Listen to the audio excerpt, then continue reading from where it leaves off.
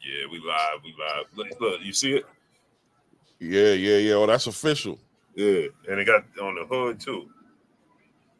Savage. How you bumping in that?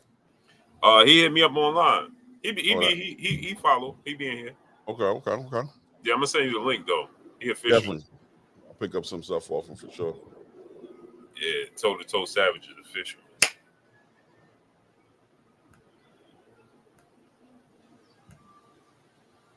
He official.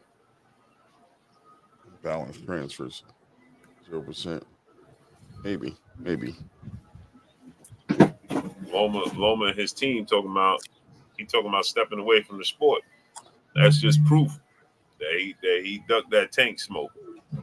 Yeah, I mean, what it sounds like to me is, and I got to look into it more, obviously, but what it sounds like to me is that, I think he is ducking the smoke, but I also think he's in a place right now where if it ain't worth it monetarily, like if he's not really concerned with the legacy no more. He's really not. He's just like, look, if you're gonna make it worth my while, I'll rock with it. But if it's not, I mean, ever since he put that message out about him doing this for his father, he already showed lack of interest in being in the sport, period. Right. So at this point, this is one of those situations where it's like, you know what I'm saying? Like, it's like, you want me to hang around? I'm down. You know what I mean? I love the sport, but yeah, bro, you're going to pay me. And if you can't afford to pay me or you feel like I'm not worth it, I'm not going to even argue with you, bro, because I'm actually good. I'll just walk away from this and be done with it and not waste nobody's time. And the thing that I don't like about it, the unfortunate thing for me is that now we're going to deal with the what ifs for Tank. Right? Now well, whose fault is that? Well, whose fault is that? And that's what I was getting ready to get to, and I was going to ask you that. Adios, Delita, mañana. And that's the thing I was going to get to, right? I was going to ask you about that because the unfortunate part is, the thing that I don't like about it is that, first off, let's do the roll call. Cameron Fields, peace and blessings, the beautiful queen. She in the building. All right. Shakia Fields, the beautiful queen. She in the building. Salute, queen. So salute to all the fellas in the building. G Tatted Up Nephew is in the building. Kima Nation is in the building. G McCall 09 in the building. Dexter Hayes the third in the building. D-Boy Deb, my brother's in the building. JJ Short Deuce in the building. Big Herm, he in the building. Roski Productions in the building. Little Rock Legends of Boxing in the building. Mr. Vic's Next Up Movement in the building. Pop Shop Talk in the building. T-Man in the building. G Money 71, he in the building. Big Block in the building. Where you been at? Colin Frederick in the building. KB in the building. Kawhi Elliott in the building. James Clayton in the building. B McGee, he in the building. Mr. Glock 19 in the building. PGH Big Dog, he in the building. More importantly, we got my brother, my co-host, Claymore Rain, he in the building. What's good, family? Salute to the chat. CHK, what's up, family? Ronell Trahan, what's up? Salute to Louisiana. We in the building. We back in the building, my peopleizations. Go subscribe to my brother Claymore Rain. He in the building. Thank you. I appreciate that, man. Yes, sir. So, Roy Boy Florida, what's up, family? So now, here's the thing, right? Crawler Loke, what's up, family? So here's the thing, right, Clay? It's like you said, whose fault is that, right? Unknown, what's up, family? Trillion Dollar Dream Deuce, what's up? Yeah, we're going to get to Terrence Crawford decision. I don't understand that decision either. I'm lost. I'm with you, Trillion Dollar Dream Deuce. I've been speaking to you, Blue. I've been talking to you about this for a little while Clay's now. Been saying this for at least a month and a half. I'll have to say at least a month for sure. At least a month strong for sure. Yeah. There's an elephant in the room. There's an elephant in the room that nobody's talking about. And that's my guy. That's my guy. Facts. And so, but this thing with Manda Mansa Musa, Unknown, Samir, Alex, what's up, family? Mickey Bay, he gonna try to tune in today. You know, Oh, I hope he does, man, because I want to congratulate him first of all, but I also am very interested in on how I just want to hear him speak on what he definitely gonna tap in. I hope so, man. So here's the thing, right, Clay? It's unfortunate, right? Because yes, when Loma was calling out Tank and they was at 126, well, no, what was it 130, right? We at 130. Yeah. And Wards, what's up, family? And they could have fought for unification then. You know, they had a plan, right? This is what I'm gonna say, and you give your thoughts on it, right? They had a plan for Tank Davis, young Tank Davis, right? Who was what 22, 23 years of age. They had a plan. They was mapping out for Tank Davis, and it played out perfectly, right? And he followed the blueprint set forth by and laid down by Floyd and Al Heyman. Right? They had a blueprint. They said follow this blueprint. He followed the blueprint, and it played out beautifully, right? To today, right? It was very successful because look where he's at today, right? 100%. And now it's like Loma's returning the favor at this stage on the back end now, right? And it's unfortunate because to Tank Davis is going to now forever look like. Now, here's the thing. The fight has been completely tainted, in my opinion. And the reason I say that it has been completely tainted, right, Clay, is because if Loma does fight him now, right, it's going to be what version of Loma you getting? Once you talk about retirement, it's over. Right. Even if he was to be like, you know what? I think Dana White has said this before, and I'm not sure. I've heard Dana definitely say this.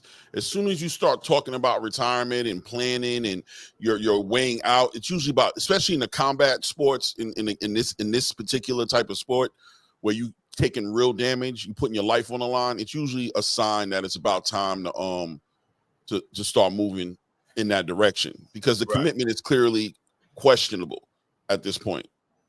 You know. And that's my thing, right? So now Tank beats him. You fight him, you beat him. What kind of credit do you get for it now? Now it's like he 36. He talking about stepping out away from the sport. Right? Now it's like, bro. I don't want to see the fight no more. Even if they would have said they're gonna fight, it's like, Yeah, because now I'm in a place where it's like one of those fights where we lost out on another great fight. We lost out. We are the victims of losing out once again on another major fight.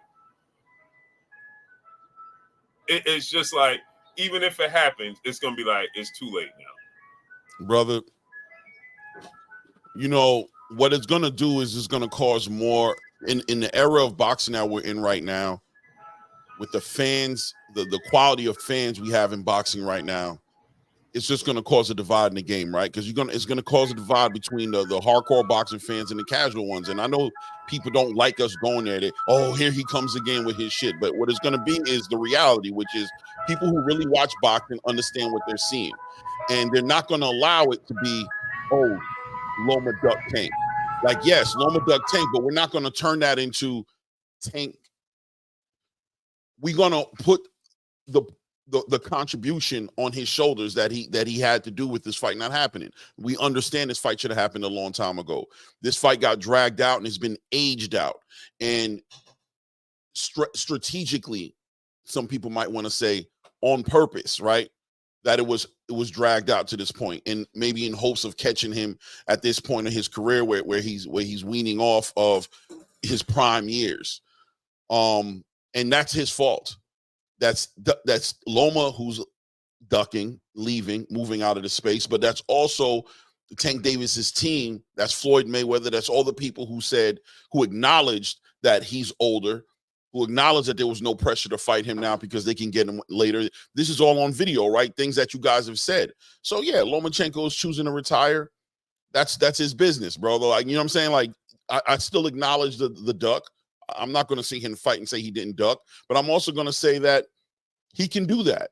He's done enough in his life. He made the decision and he weighed out the things that I was talking about yesterday. And he said, there isn't that much legacy in this fight for me.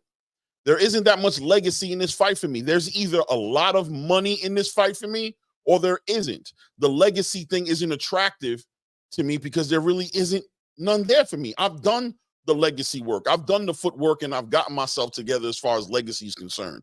Now I'm in a chapter of my career to where the money is the major concern for me. And from the outside looking in, guys, it just looks like the money wasn't that attractive to him. It looks like the money just wasn't there. Let's be honest. You know, I mean, yeah, you could say, oh, he just deciding to do this because of he don't want to fight no more. He's scared of Tank, or we can say those things as well, right? But ultimately, Tank brings a certain thing to the table. Tank brings some legacy for the fighters he's fighting against, without a doubt, because he's one of the generational talents that's in the space right now. But when these fighters are signing up to fight against Tank, they're thinking about a payday. You could even question if somebody like a Lamont Roach right now, who's getting ready to fight Tank Davis, how much does he really believe in himself to the point where he knows he's going to beat Tank?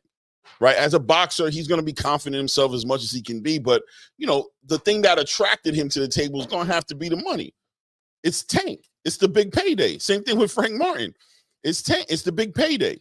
So if it's not the big payday for these big fighters like Lomachenko, like Shakur Stevenson, like Devin Haney, like all these other fighters, if it's not the big payday, what stopped Devin from fighting Tank? What was the main thing that everybody was concerned about? Devin wanting that money like Ryan got it. They all want the money. That's why they're coming to fight Tank. And if the money's not there, what do you think they're going to do? What do you think they're going to do? Right? What's going on here in the chat? Am I getting cussed out yet? Am I hating? Am I hating? Oh, man. Yeah, the ice cream man, I think the ice cream man kidnapped Blue. Let's see, he ducked nasty where he definitely ducked, man. He definitely ducked right out of there, man. He ducked out of there. And you know, who knows what was going through his mind. Tank Davis is a big challenge. You're going to get a lot of damage. It's a 50-50 shot at best for you. Most people would consider it 60-40, 70-30 Tank in favor of Tank Davis. You know, you're probably going to take a beating. So you're going to want to get paid for it. You're gonna want to get paid for it. Yeah, we got to hold Loma's feet to the fire for this one. No doubt, SC representative. You know what I mean? We hold him to the fire. But as a fan, at the same time, SC representative, and I agree with you 100% with what you just said right there. But as a fan of boxing, we definitely missed out, right? We missed out on a fight that I think a lot of us wanted to see. And we have to ask ourselves, are we going to put 100% of the blame on the reason we didn't see that fight solely on Lomachenko's shoulders, or are we willing to also be honest and give everybody the weight that they carried as far as why this fight didn't happen? Right, Robert Powell, thank you. I appreciate you. It's about the money, and the question's going to continue to go on. It's going to continue until Tank Davis's team, the PBC, whoever represents him, and I try my best not to focus all my energy solely on Tank because I understand he's a fighter and he has a team around him that's organizing all of this stuff, right? Some people call them the handlers or whatever you want to call it, but I'm saying the team, the representation that he has over there has not sent out these offers to these big fights. We know that.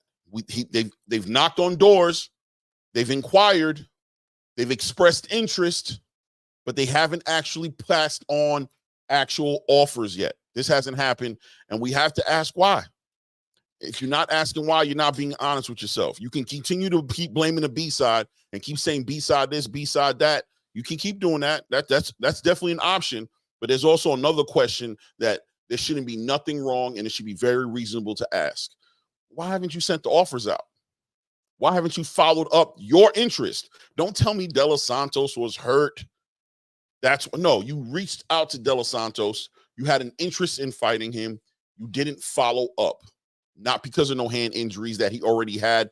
The fight was already canceled between him and Rayo Venezuela because of a hand injury. You followed up with him. And you said, I'm interested in doing a fight with you, and you didn't follow up with an offer. It is what it is.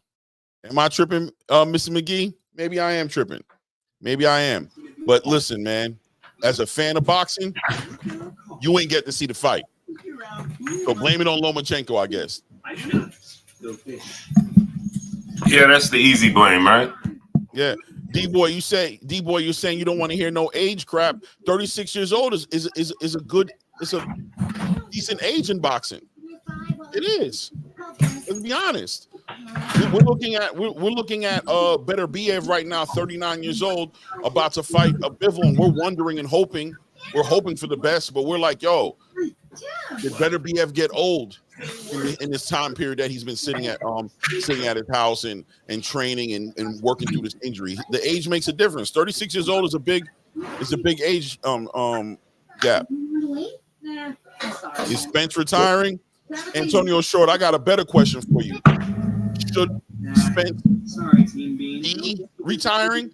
Should he be entertaining retiring? Because it looks like he's got some questions that he needs to get answered for himself. It's the same thing with the tune-up, right, Antonio Short? Does Spence need a tune-up? Spence doesn't feel like he needs tune-ups. He doesn't do tune-ups. Does Spence need to retire? There's a good chance he doesn't feel like he needs to retire. But that's the question. I think that's the bigger question. Whether or not I feel he needs to retire or not, that's really, does Spence feel like he needs to be retiring? And he fighting Fundora. So, Jay Lynn, peace and blessings, Queen. You just be talking. All right, brother. I hear you, brother. So yeah, that's my thing. Like, it's unfortunate because once again, this is what my fight be for every day. Yeah. And salute to James S in the super chat, dropping that half a dub on the super chat. Salute, Blue. Random question: would you like to see Bud go to middleweight and conquer that division if he becomes undisputed at 154 and Canelo isn't available? No. There's just not enough big names at 160. Who's at 160? There's just no names there.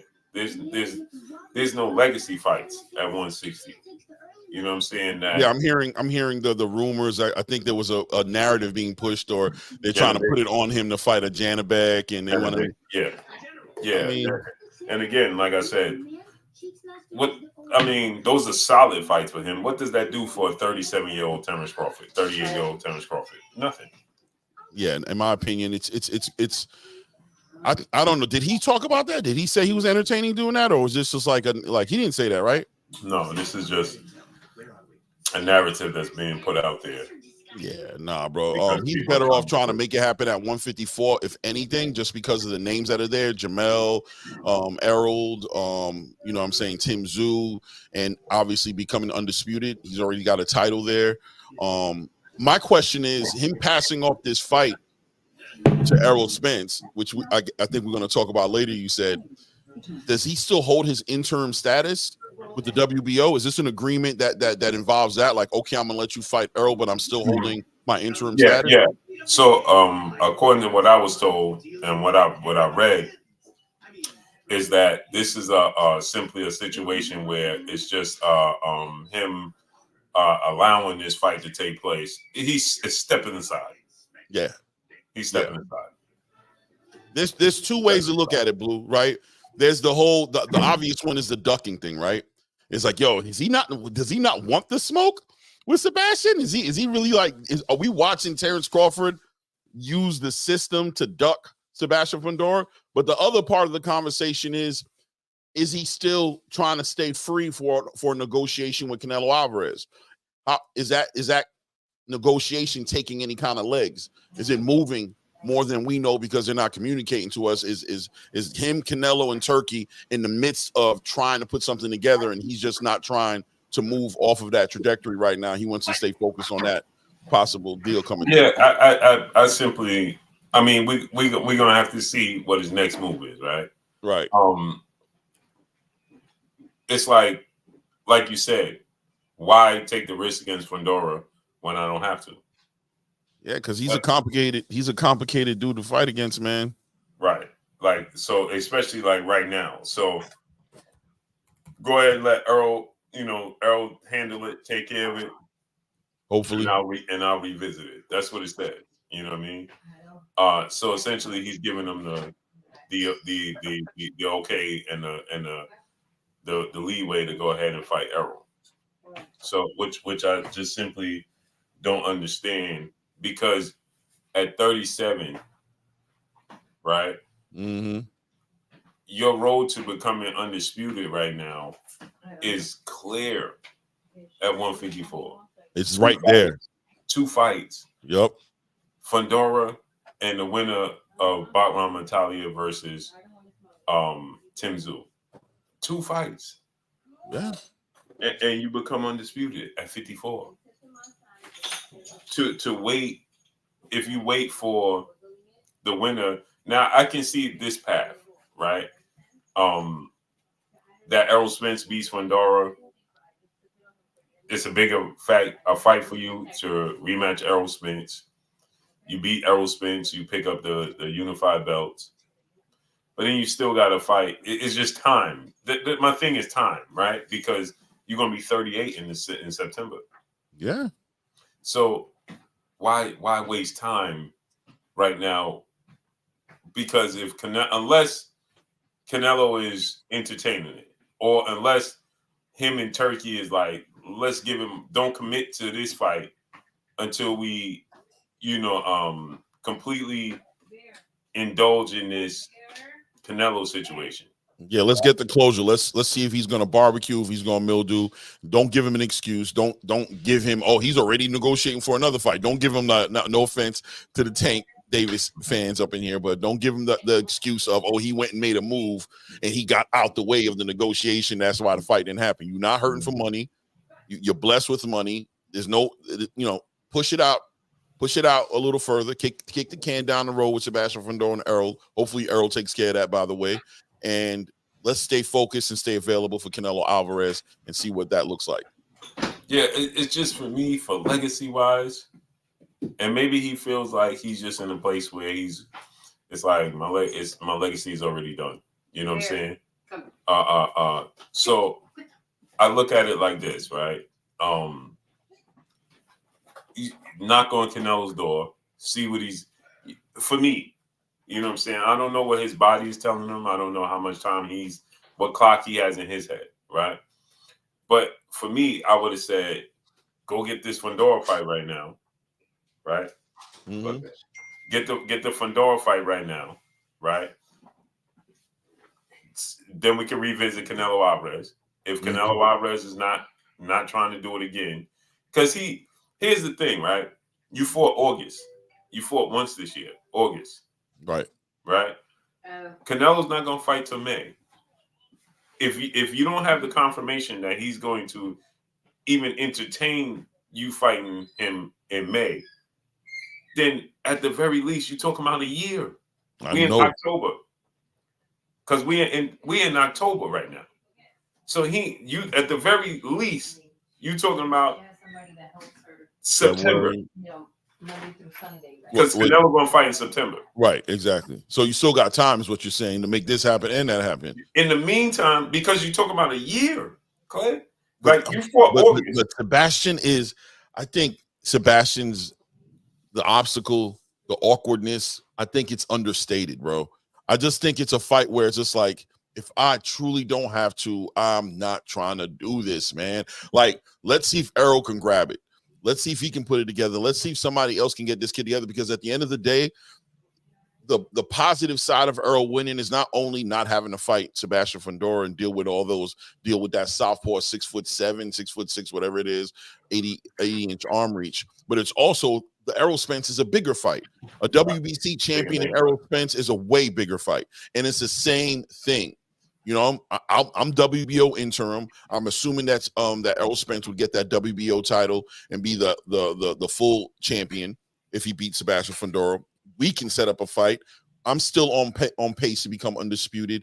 It's a bigger fight now because it's Errol Spence. Sebastian Fundora unless he's a necessity, unless there's no way around it, I'm going to try to figure other things out. Not to mention the fact that I've got Canelo Alvarez that we don't know how close they are or how confident.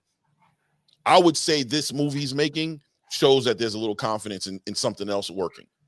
And it'd be reasonable to say that it's Canelo. Like, that's what I'm saying. It has to be that. Yeah. Because to me, okay, just look at the history books. Mm-hmm. If the history books reflect that you beat a 6'6" You know what I'm saying? Fundora in the mix of becoming undisputed. Your myth grows. It's true. Your myth, yo, Clay. Now we know Kareem Abdul-Jabbar.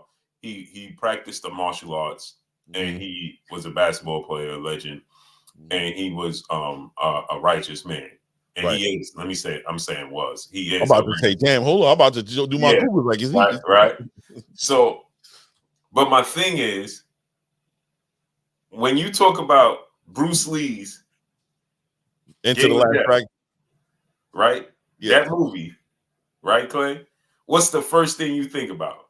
That yellow jumpsuit. You know what I'm saying? Kareem Abdul-Jabbar. Yeah. Now, Kareem, all those other dudes, they practiced the art that he fought. Yep. But nothing put you in the mindset like fighting when he fought Kareem, and Kareem kicked him in the chest, and his footprint was on his chest. Put the footprint on him. With this big on his chest. Yep. You know what I'm saying?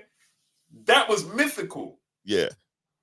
You know what I'm saying? Like he conquered the giant. You know what I'm saying? So to Terrence Crawford to unify the belts against Fundora and beat Fundora, right, in his second fight at 54, and then become undisputed at 54, and be a 3-division champion. People always going to talk about, yo, he had to go to 54. He fought 6'6". Yeah. You understand what I'm saying? The myth. Yeah. That's going to overshadow the Madrimov fight. Oh, yeah. By far. Yes. It's exactly, Sherman. It's the David and Goliath story. Yeah, it'll be his biggest accomplishment at 154.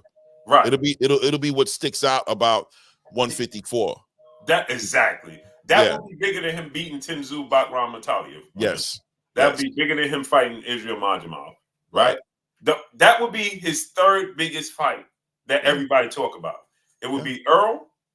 It would be if he could get Canelo, and it would be the Fundora fight. Right. That would be his 3 memorable fight. Is Fundora the best fighter? It's movie worthy.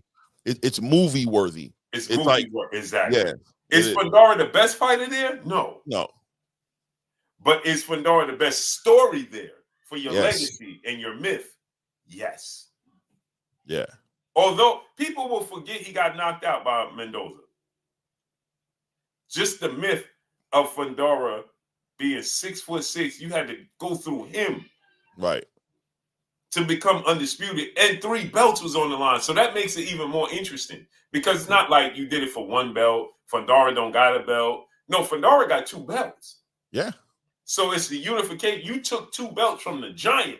Yeah. And then if Tim Tszyu beats Bakram Mataliev, you beat the son of a legend. Yeah.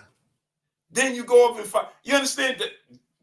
Just for me, for his legacy as a fan of his. Yes. Just as a fan of Terrence Crawford for his legacy, I personally would like to see that storyline play out. It's a big man, it's a big fight.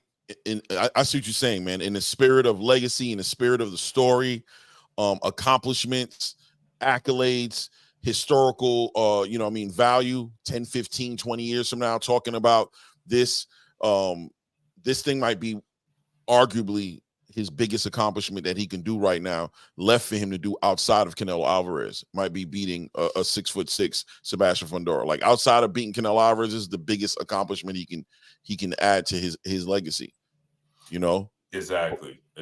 Antonio Short in the super chat, dropping that half a dub on the super chat. I don't even have to do my own research anymore. I can stay in the loop just by listening to Blue and Claymore. Thanks for sharing, great brother. Salute I appreciate you, Antonio. Thank you, King. That's what we here for, man. I appreciate that. We're gonna take over this here boxing space. Believe that. I got a feeling. Yeah. As soon as I get settled in and we consistent with the time, it's over. Salute to Drew Titan, the Droof LLC in the building. Yeah. So here's the thing, right? That's just what we want to see, but because it backs it up, right? Now let's say Errol do fight Fundora. Let's say Fundora beats him. It just backs up time. Unless you plan on moving like this in 2025, it just time is backed up. Now, one thing I can say this, right, Clay? Take the rest of the year, rest up, and say, yo, I'm going 3 fights next year and close out my career. Right. Let me get the winner of that fight in the spring. It's gonna have to be the spring. Yeah, I agree with you too on what you just said before, as far as if Sebastian Fundora does beat Errol Spence, now you've kicked the can down the road. You've actually aged yourself now, and you still gotta, like, your best chance is gonna be as soon as possible because time isn't on your side as far as who you are. It's just decisions. It's about where you at. What the most important thing in this whole entire equation is motivation for me. To fight Sebastian Fundora, the motivation has to be there. The commitment has to be there. You have to want it. And another thing about it, right, Clay, that we got to take into consideration too, right, is that now, what if Canelo says no? Then I mean, the fight is still there, but the thing that isn't there is the time. The time you can't get back. You're just getting older.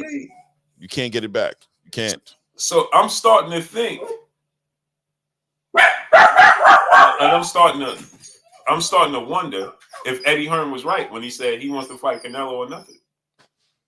Oh, I'm there. I believe that. I think he's there right now. I think Canelo is, listen, even after on the post press conference of the Madrimov fight, when they asked him about Canelo, he said, if the money there, if the money right, he didn't have that same energy he had before when he wanted to fight Canelo. It was more, it looked like he was this close to being like, I'm straight. But, just knowing that him and Turkey already spoke the way they did, and Turkey's put so much effort into putting the fight together, that he was going to do the fight off the strength of, he understands the amount of effort that's been put around him, that Turkey's invested in him to try to get this fight. So he's willing to follow through and do that.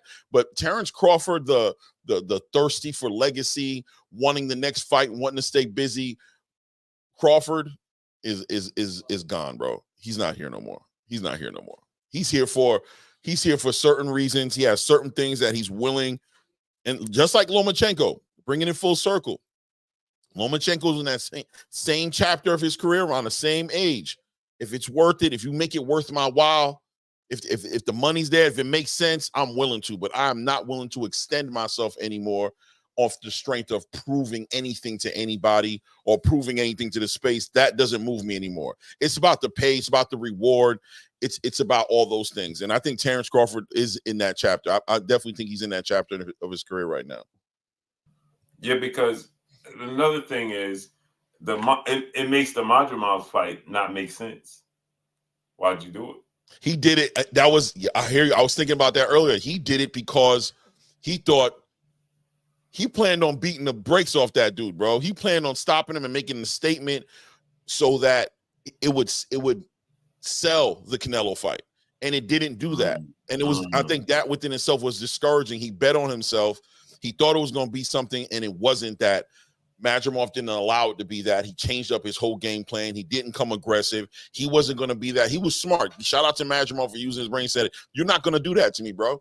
I'm not going to be the stepping stool, bro. So we're going to fight, and we're going to have a close split decision at the end, or I'm going to win the fight. You know what I'm saying? But I'm not going to get aggressive knowing what you're trying to do to me. And once that didn't work out, and the whole entire boxing space turned against Terrence Crawford and said, oh, man, you can't even fight Canelo Alvarez. You shouldn't even get in the ring with him. You couldn't do it to Madrimov. What do you think you're going to do with Canelo Alvarez? I think that within itself was part of and contributed to the response he gave at that post-press conference, where he's like, man, if the money there, if you watch it again, you'll see it. I saw the light in his eyes going out a little bit, where he's just like, man, I'm just good, bro. If he want to fight, it turned into, if he want to fight, we could fight. And it was like, what? You know damn well he don't want to fight. It's all about you wanting to fight, bro. Do you want to fight or not?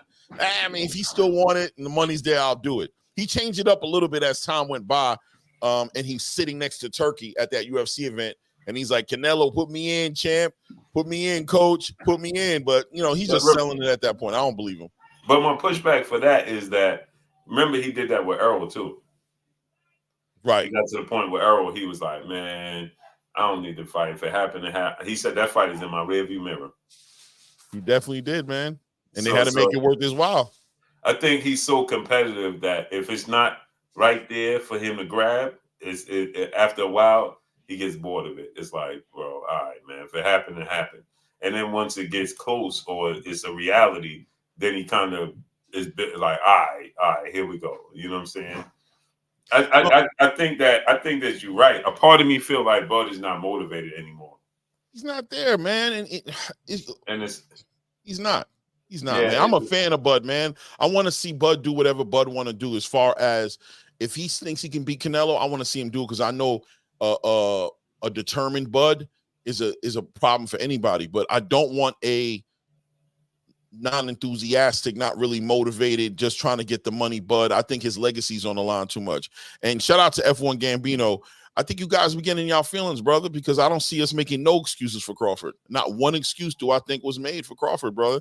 You know what I'm saying? I mean, I hear what you're saying, but I don't see one excuse that was made on this panel, on this conversation for Bud Crawford. Just reality of what motivates and what doesn't motivate him. I don't know. I mean, I think the more Bud looks not motivated, the more they want him to fight because they think they're going to see him get knocked out and they want to see him lose more than anything.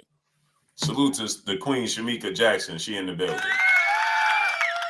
She said, Bud needs to accomplish undisputed at 54, and I'm satisfied. Me too, Queen. And I know we treating it like a video game and a toy, and he's a real person. But okay, Shamika.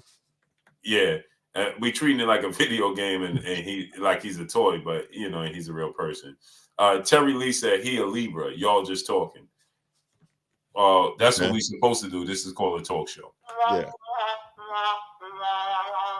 Why wouldn't we just be talking? And what does his sign have to do with anything? Has nothing to do with it. What does his sign have to do with anything? Yeah, I got to look into that and find out what the whole Libra thing's about. I don't even know how to answer that. I got to look it up first. He might be right. Maybe when I look at it, it'll make sense more when I read it. It won't even make no sense. I don't care what your sign says. Like, right. Like, I don't know. It made no sense. That just completely hit a wall for me. Libra, he a Libra. Y'all just talking. All right.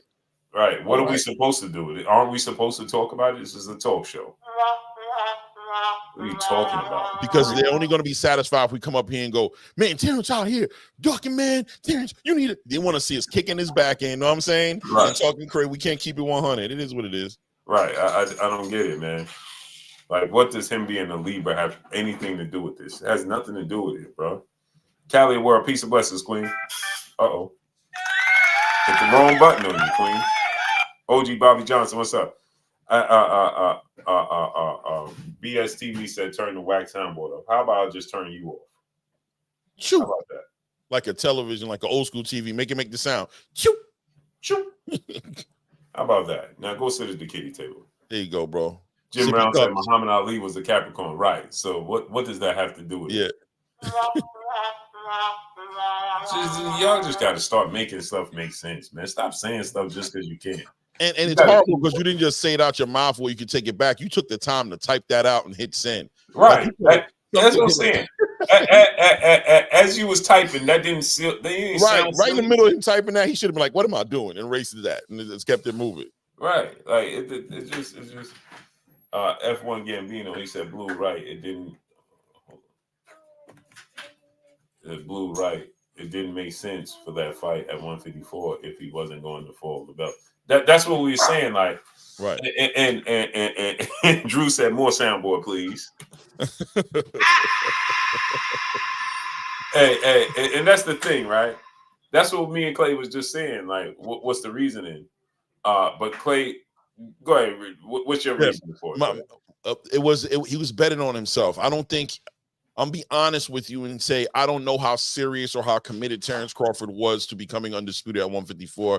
I think he was using the platform to fight a 154 champion, dominate them, stop them, to make an argument to make the Canelo Alvarez fight. That didn't happen, and you're seeing a less enthusiastic Terrence Crawford based on that because the purpose of the fight wasn't what a lot of people was hoping the purpose was, which is him chasing undisputed at 154. The purpose was to make a better and stronger argument for a Canelo Alvarez fight, and it failed. Sadly, it failed. It didn't do that. As a matter of fact, it went the opposite way and made an argument as to why the fight shouldn't happen with Canelo Alvarez at 168. Yeah, it was tougher than right. It was not that it was tough. It was that it was just it was an awkward fight, bro. Like, it was a very awkward, all over the place type of fight.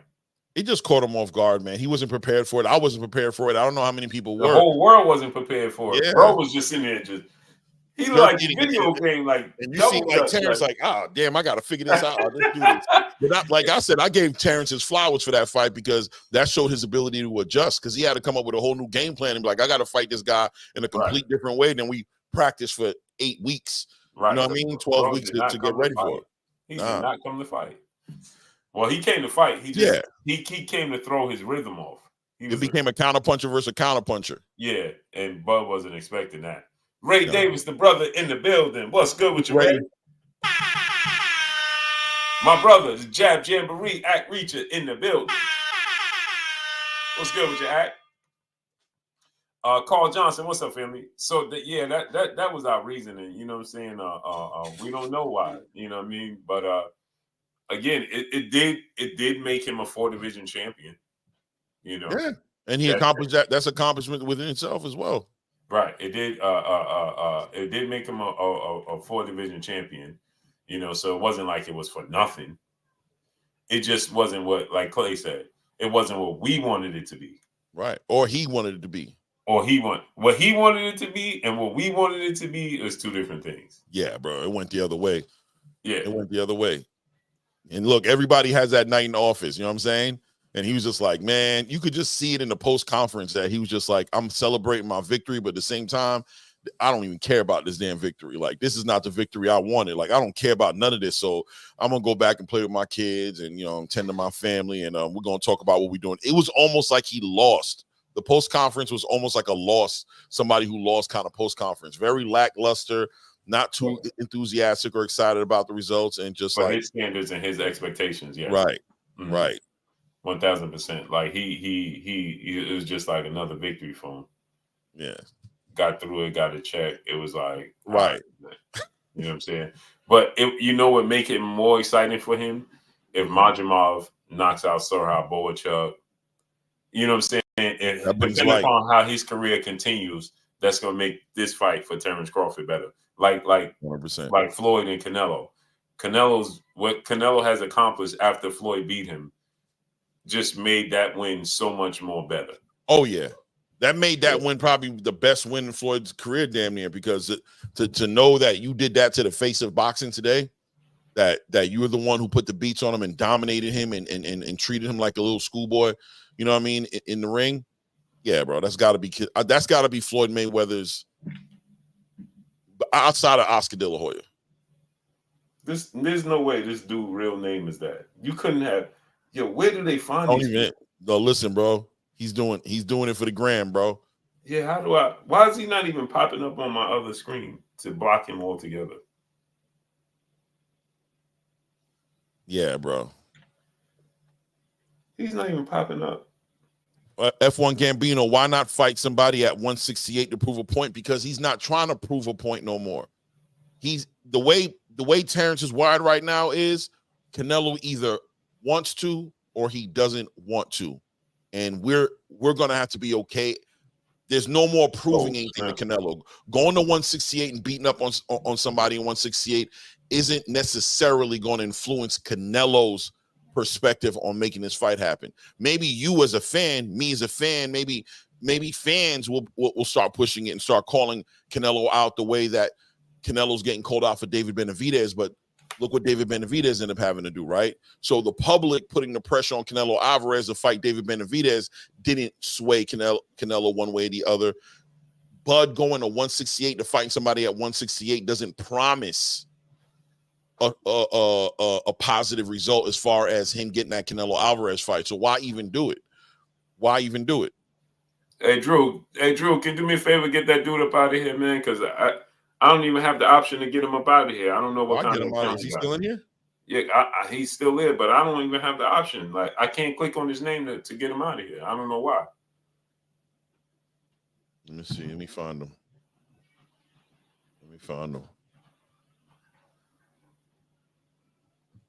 All right, boom. Oh, somebody already got him, though. They did? Yeah, somebody got him. Who's this? Wars, Hidden by Wars, W triangle R. Drew said that's a Google mod. Yeah, because I Yeah. can't even get him out of here. How's that Yeah. possible? How I don't even have the option to get this dude up out of here is wild. Yeah, it's interesting. I'm trying to find him. I don't see him. Let me see if I can. He's not blocked. Like this is wild. Let me see here. All the things YouTube will make sure they do, but I can't get. You can come in and do that. Come on, man. Wars got him out of there before, but he only timed him out for 60 seconds. Yeah, no, because I can still see him. It's wild. I can on this laptop I can't see him. I can see him here, but on this one he's not even there. But his message will pop up and then disappear. But I can see if he's blocked or not, and he's not blocked. Let's see. OG Bobby Johnson said, "Bro, it's Skynet from the Terminator movies." 100%. Yo, they doing it like that now, man. Yo, this is wild. I can't find them either. I can't find them. I banned him. Okay, but I don't even see it. I can't see nothing. Like I could see that he's still active. Is nasty work. Yeah, War got at him. War got at him. But yeah, it's interesting to see Terrence Crawford. It's interesting to see, in my opinion, it's interesting to see the Sebastian Fundora story play out at 154. Nobody wants to fight. Nobody wants to fight the bull, man. I think the only person who I'm confident right now, who I know probably wants to fight, is Tim. I think Tim is the only person in that division motivated right now who's like, I don't care. I want to run that again. I want to run that again with old boy, bro. The old boy did not beat me. That was a fluke, a freak accident thing that happened in there. Old boy did not. But everybody else is like, well, Tim, get him. Listen, bro, I was watching this thing so close. Even the night Sebastian Fundora beat Tim Tszyu, and if you guys remember, Samson Leibowitz was like, listen, we're not trying to fight Terrence Crawford. We're trying to do this thing with Errol Spence, right? And then all of a sudden you saw like 2 or 3 days later, if you guys remember, Samson said, you know what? I shook Tim Tszyu's hand before the fight. And I said, if he would have lost, I was going to give him the rematch. So I'm going to honor my word.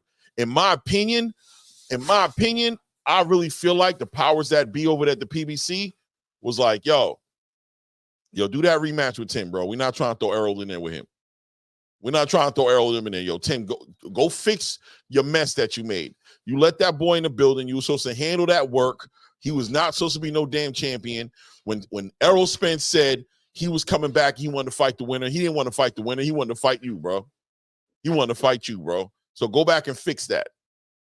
I feel like that's what happened. And then they saw him like, you know what? Maybe we can throw him off on Crawford.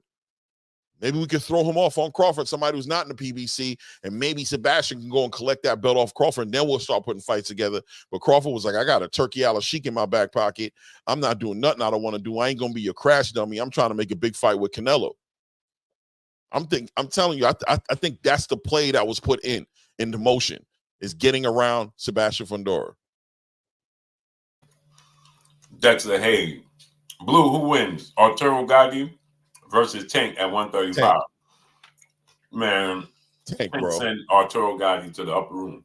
To the shadow realm, bro. No, I'm about to say, yeah, RIP. But definitely to the shadow realm. Yeah,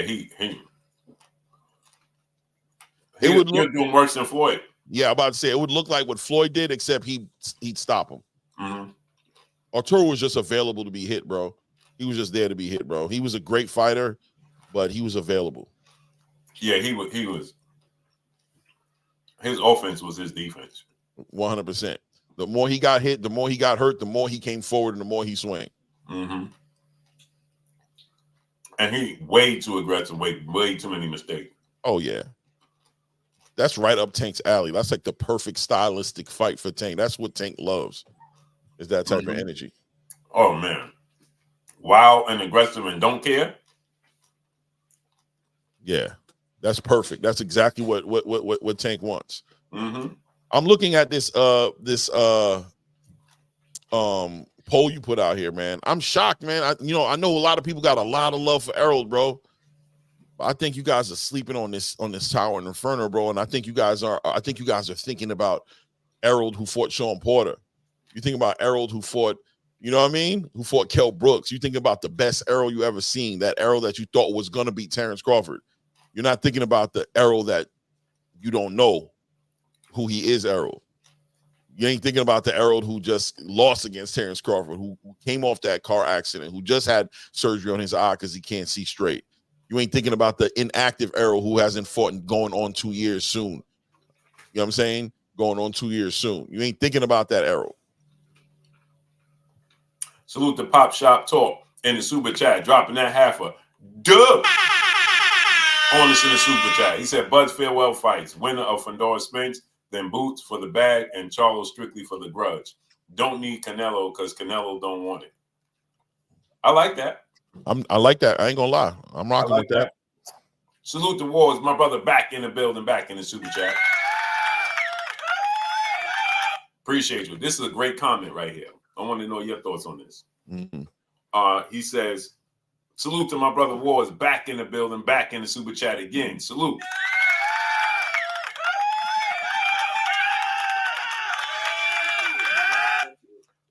Manny Pacquiao will stop Tank at 135, Clay.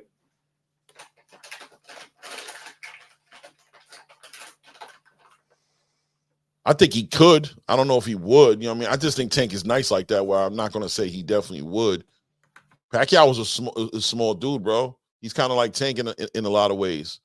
They're the same exact size. Right. And I think it's very possible because of the quantity, the quantity of punches that Manny put out. Tank wouldn't be able to sit there and just measure him up the way he does. He would have to.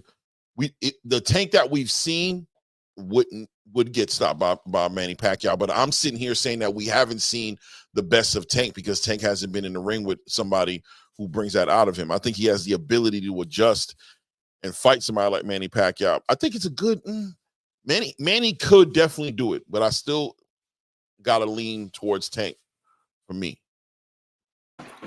I think it's the opposite. I think Tank stops Manny Pacquiao. There you go. Yeah. I believe think Manny Pacquiao make too many mistakes. Yeah.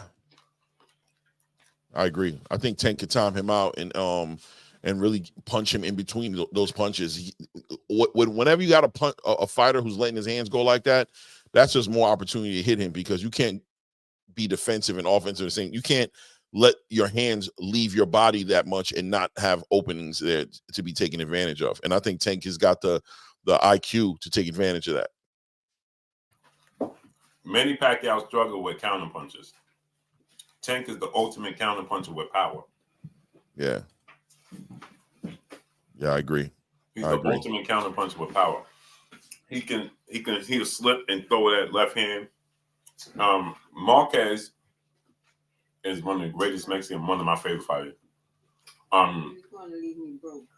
Marquez was a counter puncher, and he gave Manny all types of problems. Yeah. Tim Bradley gave Manny problems. He didn't have the power. Who else? Eric Morales. Eric Morales had power, right? Right. Tank got a out of this world type of power, and he's a very, very good counter puncher. Real good. Is he as good as a counter puncher as Marquez? No. He don't have the timing, but Marquez, he don't have to have that because Marquez didn't have Tank's power. Mm-hmm. So he had to master the timing part. He had to be an exceptional boxer. Manny Pacquiao jumping in and jumping out and jumping in and jumping out against Tank. Tank is going to catch him. The thing is, if he catches Tank, is he going to make Tank hesitant? Because Manny power is different. With his hand speed, his foot speed, and his power, and his work rate, is it going to render Tank? Because Tank don't have a high work rate. Nah, man, that's what I was saying. Man, he's a very, very busy fighter. Right. I think Tank got that dog in him, though, man, and I think his response is going to be what a dog would do. Yeah, but he going to be getting hit with his own type of power. With Manny. Yeah. Manny going to be hitting with Tank type of power. Manny hit like Tank or harder. Yeah, we've never seen Tank get hit like that. Right. So is he going to make Tank inactive? Because once he starts feeling that power, that man and that speed and that work rate. The Manny hits you, boop, boop, boop, boop, boop, boop, boop, boop, and them joints is hurting. Yeah. So are you willing? Marquez was a dog. He was like, bro, I don't care what you do. You got to take me out. Because I'm keep coming. And he tried to take Marquez out. Marquez hit the deck every time they fought. He dropped Marquez every time they fought, Clay. That's a fact. 3 times the first fight, twice in the second fight, once in the third fight, and once in the fourth fight, right? I don't remember all of them, but I know it was a couple of times in those first 2 for sure. And then the one where he knocked Manny out, he went down one time in that one, right? Yeah, he went down in that fight too. Yeah. Man. So if you ain't got no power, how you gonna take me off of you? You got a super chat in there. I do. Yeah. You got to be willing to walk through it with Manny, man. Yeah, Manny's not gonna let you pick your time. His workout, that output is gonna force you. Yeah, the Tank that we've seen who can sit there and slow down these fights. I don't think you slow down that fight with Manny Pacquiao unless Manny's hurt. Because Manny's a dog too, Clay. He don't care either. I mean, Floyd slowed Manny down. He made Manny, but Manny said he had a shoulder injury, whatever have you, but he slowed him down. But he didn't Floyd let his hands go like that. Ultimate defensive masterclass combination punching. He's big. Floyd is bigger than him. His arms are 5 inches longer, and he's a masterclass boxer, so he could keep you at distance, keep you at bay, because his reflexes are cat-like reflexes with his defense. Tank don't have that. So Tank ain't gonna slow Manny down. You ain't gonna slow Manny down. What fighter outside of Floyd can slow Manny down? Probably Pernell Whitaker. Right. That's it. Yeah. In his weight range. Obviously. Right. Pernell Whitaker. That's it. No. I like what's the name? Wilfred Benitez too. Wilfred Benitez could slow him down. His defense was immaculate. Yeah. Now, he didn't have the offense like they did. Right. But his defense was immaculate. And he didn't have the work rate. Durant ain't gonna slow Pacquiao down. So are you kind of going closer to 50-50 now? Are you going closer to 50-50 now with Tank and Pacquiao? Or are you still feeling like Tank will just knock him out? I still got Tank. Yeah. I gotta go with Tank, man. I gotta go with Tank in that situation, because I know he can get real cerebral in there. He can get very cerebral in there. And Manny's the type of person with all that letting his hands go. I could see Tank, he's just so cerebral with processing that data and catching you in between those shots. I see Manny getting caught, and I've seen Manny caught before, but I don't know if I've seen Manny in the ring with somebody's explosive as far as power wise as a Tank Davis. Because that's what he brings. Manny's been hit, but Manny's taking shots. That's why he got knocked out by Marquez, because he's used to getting hit, but he got caught that wrong shot. But against Tank, that explosive power, I don't think he gets that many chances. I don't think he gets that many mistakes. He's not he's gonna be like a cat. He's gonna get like 5 to 9 lives before it's gonna be done with, and he's going down. He got 12 rounds of that. I see him getting stopped. Roberto Duran is a terrible matchup for Devin Haney right now. Roberto Duran against Devin? Yeah. Hell yeah. For what we see now, maybe Devin progress as we see his career unfold. But for what you see right now, yeah, no, you don't want to deal with that. No, that's not what you want to do. He's a terrible matchup for a lot of people. Yeah, bro, that relentless. No. Now Roberto Duran knocks out Tank.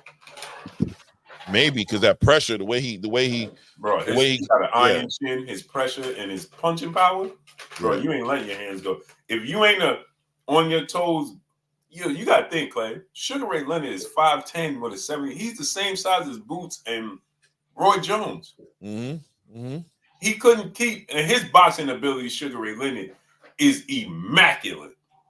And his hand speed, and his power, couldn't keep him off him. Couldn't keep him off him. Oh, Sugar Ray had to literally use excessive movement to frustrate that man, bro. Frustrate him into no mas, bro. He had to frustrate him because he wasn't gonna be able to just sit there and mix it up with him. If you can't keep him at bay, I don't care what you could do. If he get in your wheelhouse, it's over. 100%. It's over. 100%. You got to box. And you saw how Tank was with Isaac Cruz? Right. One hand. Exactly. That's the stuff I'm talking about right there. That cerebral. He can get real cerebral in there with you, bro. He can get very intelligent, and he got those cat-like reflexes as well, bro. The way he moves and the way he reacts. Man, yeah. He'll be difficult for any of those dudes. Yeah, I don't think any one of them beat Durant. Yeah, what a Hunter. I think he knocked out all of them. What is that sign next to that $5? Is it Euro or something? UK. Okay. I think Durant knocks out all of them, though. He's just a right ramification dude, for sure. For sure, ramification. That's a fact. Durant is just different, bro. Iran Barkley said he thought he got hit by a heavyweight. If it takes a special kind of fight, it takes a special kind. Yeah, 100%.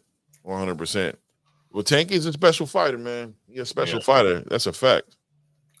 Yeah, no, that's a bad Durant. They got to show me a lot.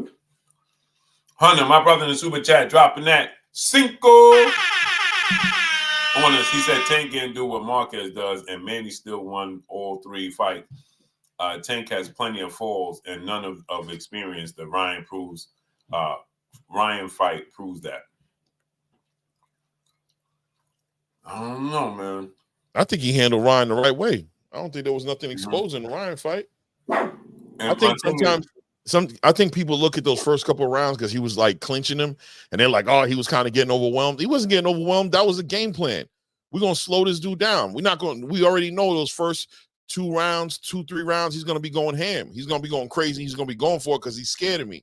So he was just wearing him out. Like that was a game plan. Hold that boy, get him together, make him slow down, and turn him into a thinking man so you can beat his ass. Don't sit there and get into those first couple round fights with him because he's going to try to turn it into a slugfest, and that's not how we beat him, bro. And that's all. It looked sloppy at times because he was holding on to him, and the ref was like, it looked like he was kind of being overwhelmed because Ryan is bigger than him. But I think that was part of the game plan. I think he held Ryan like a G. He handled him. Durant is one of the 4 kings. You know what's so ironic about that? He's 1-4 against the 4 kings in their prime. Right. He's 1-4. He only won that Sugar Ray Leonard first fight. 100%. He quit against Sugar Ray Leonard in the second fight. Got knocked out brutally by Tommy Hearns. Was getting outboxed in a slow fight that Marvin Hagler, the late Marvin Hagler, I don't know what he was doing in that fight. And Wilfred Benitez outclassed him. But he still gets that respect.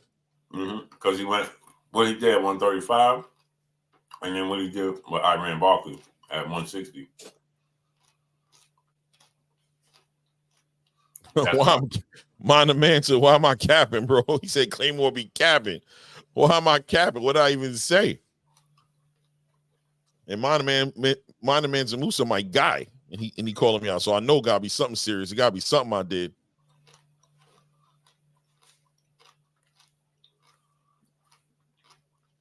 It gotta be something I did, Monument Zamusa. What I do?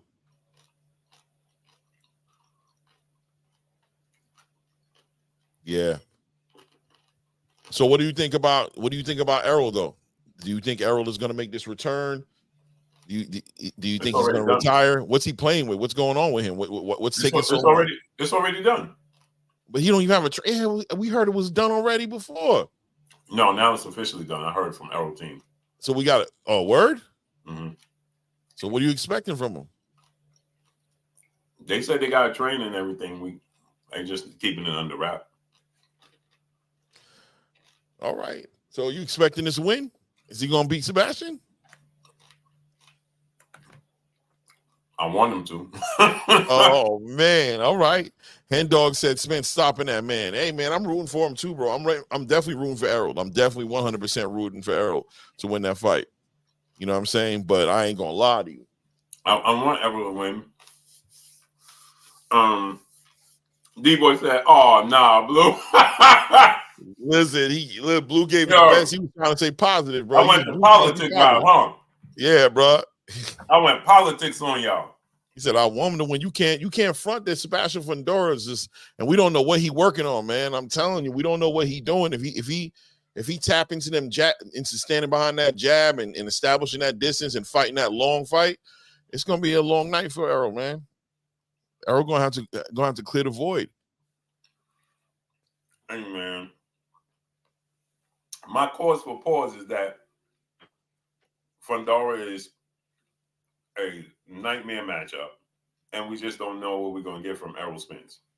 That's it. If I knew what we was getting from Errol Spence, I wouldn't have no hesitation. None. Right?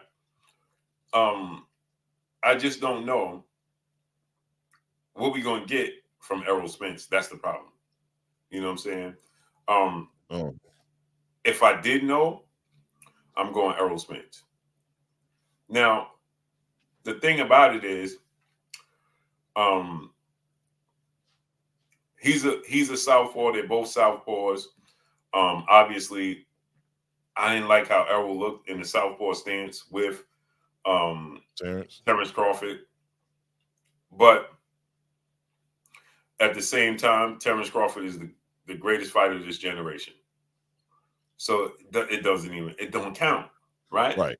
It's like losing to Floyd. You know what I'm saying? So when you look at it from that standpoint, I'm like, okay, well, it doesn't count, right? What's happening here?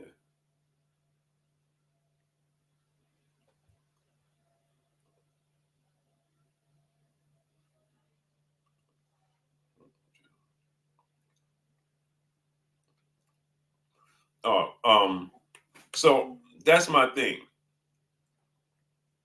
You know what I mean? And so with that being said, if this was Tim Tszyu, Virgil Ortiz, I would be more comfortable with picking Errol. Right. Even though they're great fighters, right? Or good fighters or whatever. Sebastian Fundora's height, his range, the unknown with Errol Spence as far as new trainer now. Last time we saw you, you took that beating from Terrence Crawford. We know you had that car accident. You had 2 eye surgeries now. You know what I'm saying? Those things play a part in giving me pause. It's the unknown. I'm in such limbo, I can't even really tell you. Because the flip side of that is Errol was an absolute dog. And that's a negative as well. Right. Because he's a dog, he gonna be a dog. He gonna be a dog, right? And we saw Lumen be a dog against Fundora. That wasn't good. That wasn't good. Yeah, he looked like he got plastic surgery and he looked like the Elephant Man. Yeah. And Tim Tszyu got power. Even though he had that cut, Fundora showed me that he could be a dog. Yeah, but Tim was breaking him apart. It was just that cut over his head that made before that cut, Tim was Fundora was getting hit a lot. Right. Yeah, he was getting hit, but that's what I'm saying. Like, he was able to take it. You understand what I'm saying? Like, Tim couldn't see that well, but Tim was landing some crushing blows, and Fundora was taking them. No diddy. You know what I'm saying? So is Errol gonna have more power than Tim Tszyu? And he not used to carrying his weight, and he's flat-footed. You know what I'm saying? Like, those unknowns it gives me concern. You You know what I'm saying? I'm concerned with it. And salute to Blower 91 in the super chat, dropping that half a dub.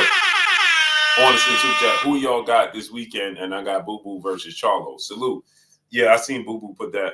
Clay? Who was the first person that told y'all about Charlo and Boo Boo? I guess you told. I know you told me for sure. Mm-hmm. You definitely told me. Now, probably told Space too. But Charlo's not fighting Boo Boo. Sorry, Blood. He actually going in a different direction, and he will be facing Cornflake Lamada. He'll be fighting Cornflake. If you're not familiar, and I like Cornflake, that's my guy right there. So salute to Cornflake. Salute to Cornflake getting the fight. Cornflake is from Jersey. I've been to maybe 12 fights for Cornflake. He fight a lot in Atlantic City. He practically the mayor there. And Cornflake, most people right now are familiar. Laura knocked Cornflake out most recently.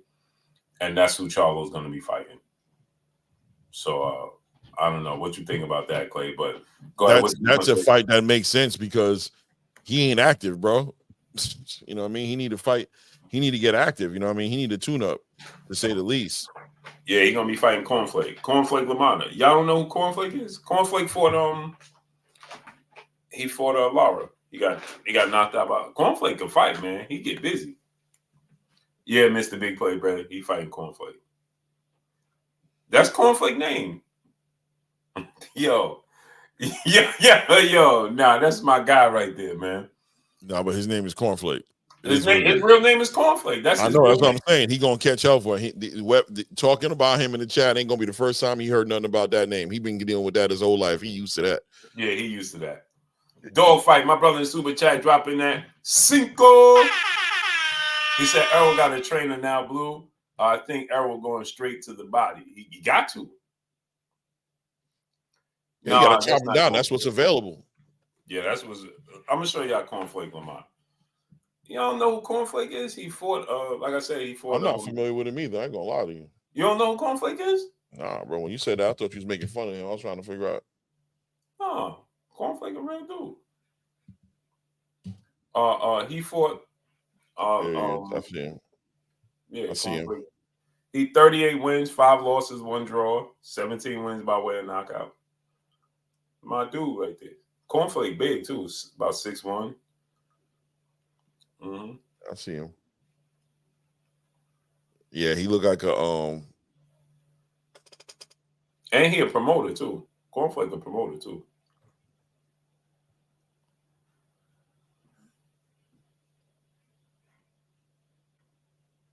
Is he white or is he?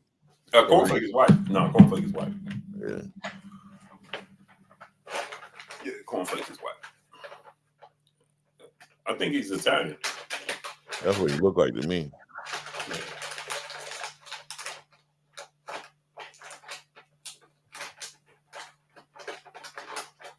Ramification fighting is a hobby for Cornflake. Cornflake get busy, bro. He's 38-5. He ain't no walking apart. Yeah, man. I don't know nothing about him. I gotta watch him. I can't believe they called him Cornflake, bro. That's crazy. You know who he's a chief sparring partner for all the time? Boots. Oh, he's a dude who's willing to get beat on. Yeah, he go in there with Boots every week. Every week. Cornflake got to do it. He get busy. I know it sounds funny, and he got knocked out by Laura. Cornflake get busy, yo. He ain't no walk in the park, believe that. Don't be surprised if they go the distance. Don't be surprised.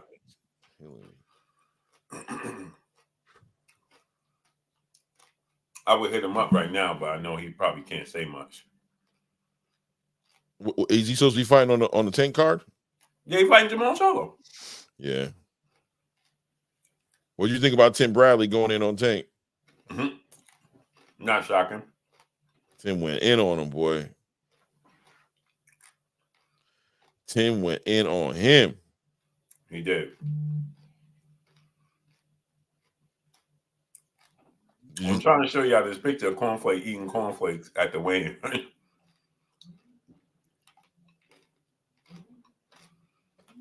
I seen a picture of him. I seen a picture. I wish I could put it up. I got a couple pictures of him. I'm looking at right here. Mm-hmm.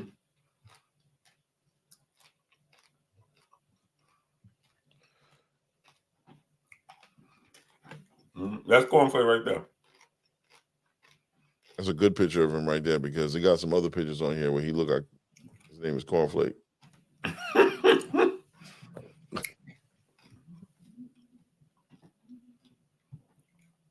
Salute Wendell.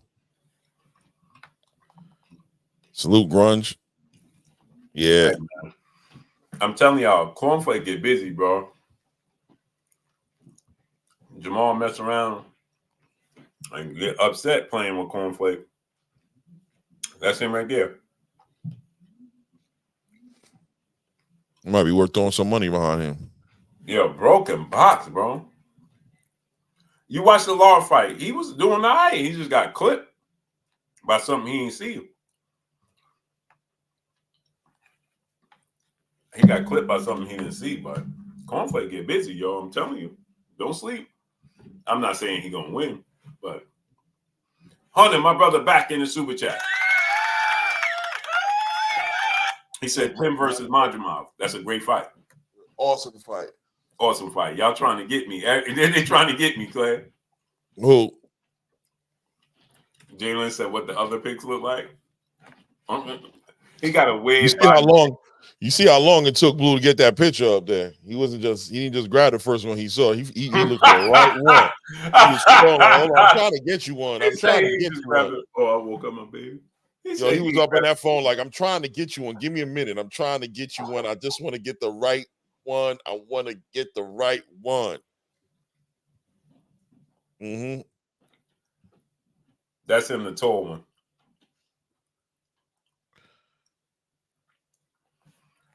Yo. Jalen said what the other pictures look like. Hey, Cornflake, that's my dude too, man. He's the nicest dude you ever meet. And he's the perfect example of don't judge a book by its cover. Because if you see Cornflake out and don't know what he do for a living, because he wear glasses and all that, you gonna try him and get your ass. You try Cornflake, you be looking at the ceiling, quick, fast, and in a hurry. It's 2024. You don't walk up on nobody out here, especially somebody with no glasses and thinking it's sweet. I'm telling you right now. Mm-hmm. I'm telling you right now. This is the day. My boys, my homeboy's sister's husband. Are they married yet? Well, it don't matter. It will just say the husband owns a Brazilian jiu-jitsu spot in Jersey. And I promise you, bro, this dude look like he allergic to milk. Matter of fact, I almost started calling because I feel like he's allergic. Yeah, I promise you, this dude will bang you up out here, bro. Wow. Bang you right up, bro. Get it twisted. He looked like he allergic to milk. He looked like Dario have him home from work for a week. Have him sick at home for a week, bro. And this dude will do you crazy out here. He'll do you extra crazy. Super soft spoken, humble. Beat the brakes off you.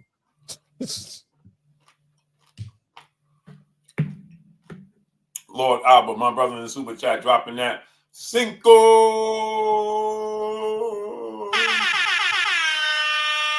I say Clay yesterday said Spence not getting the fight.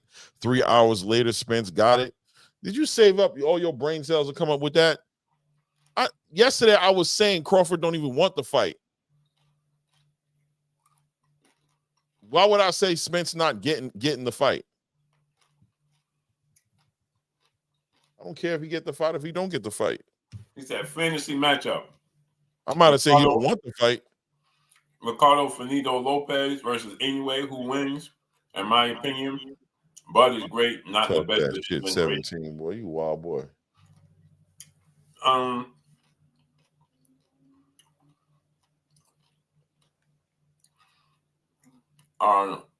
Lopez versus Inoue.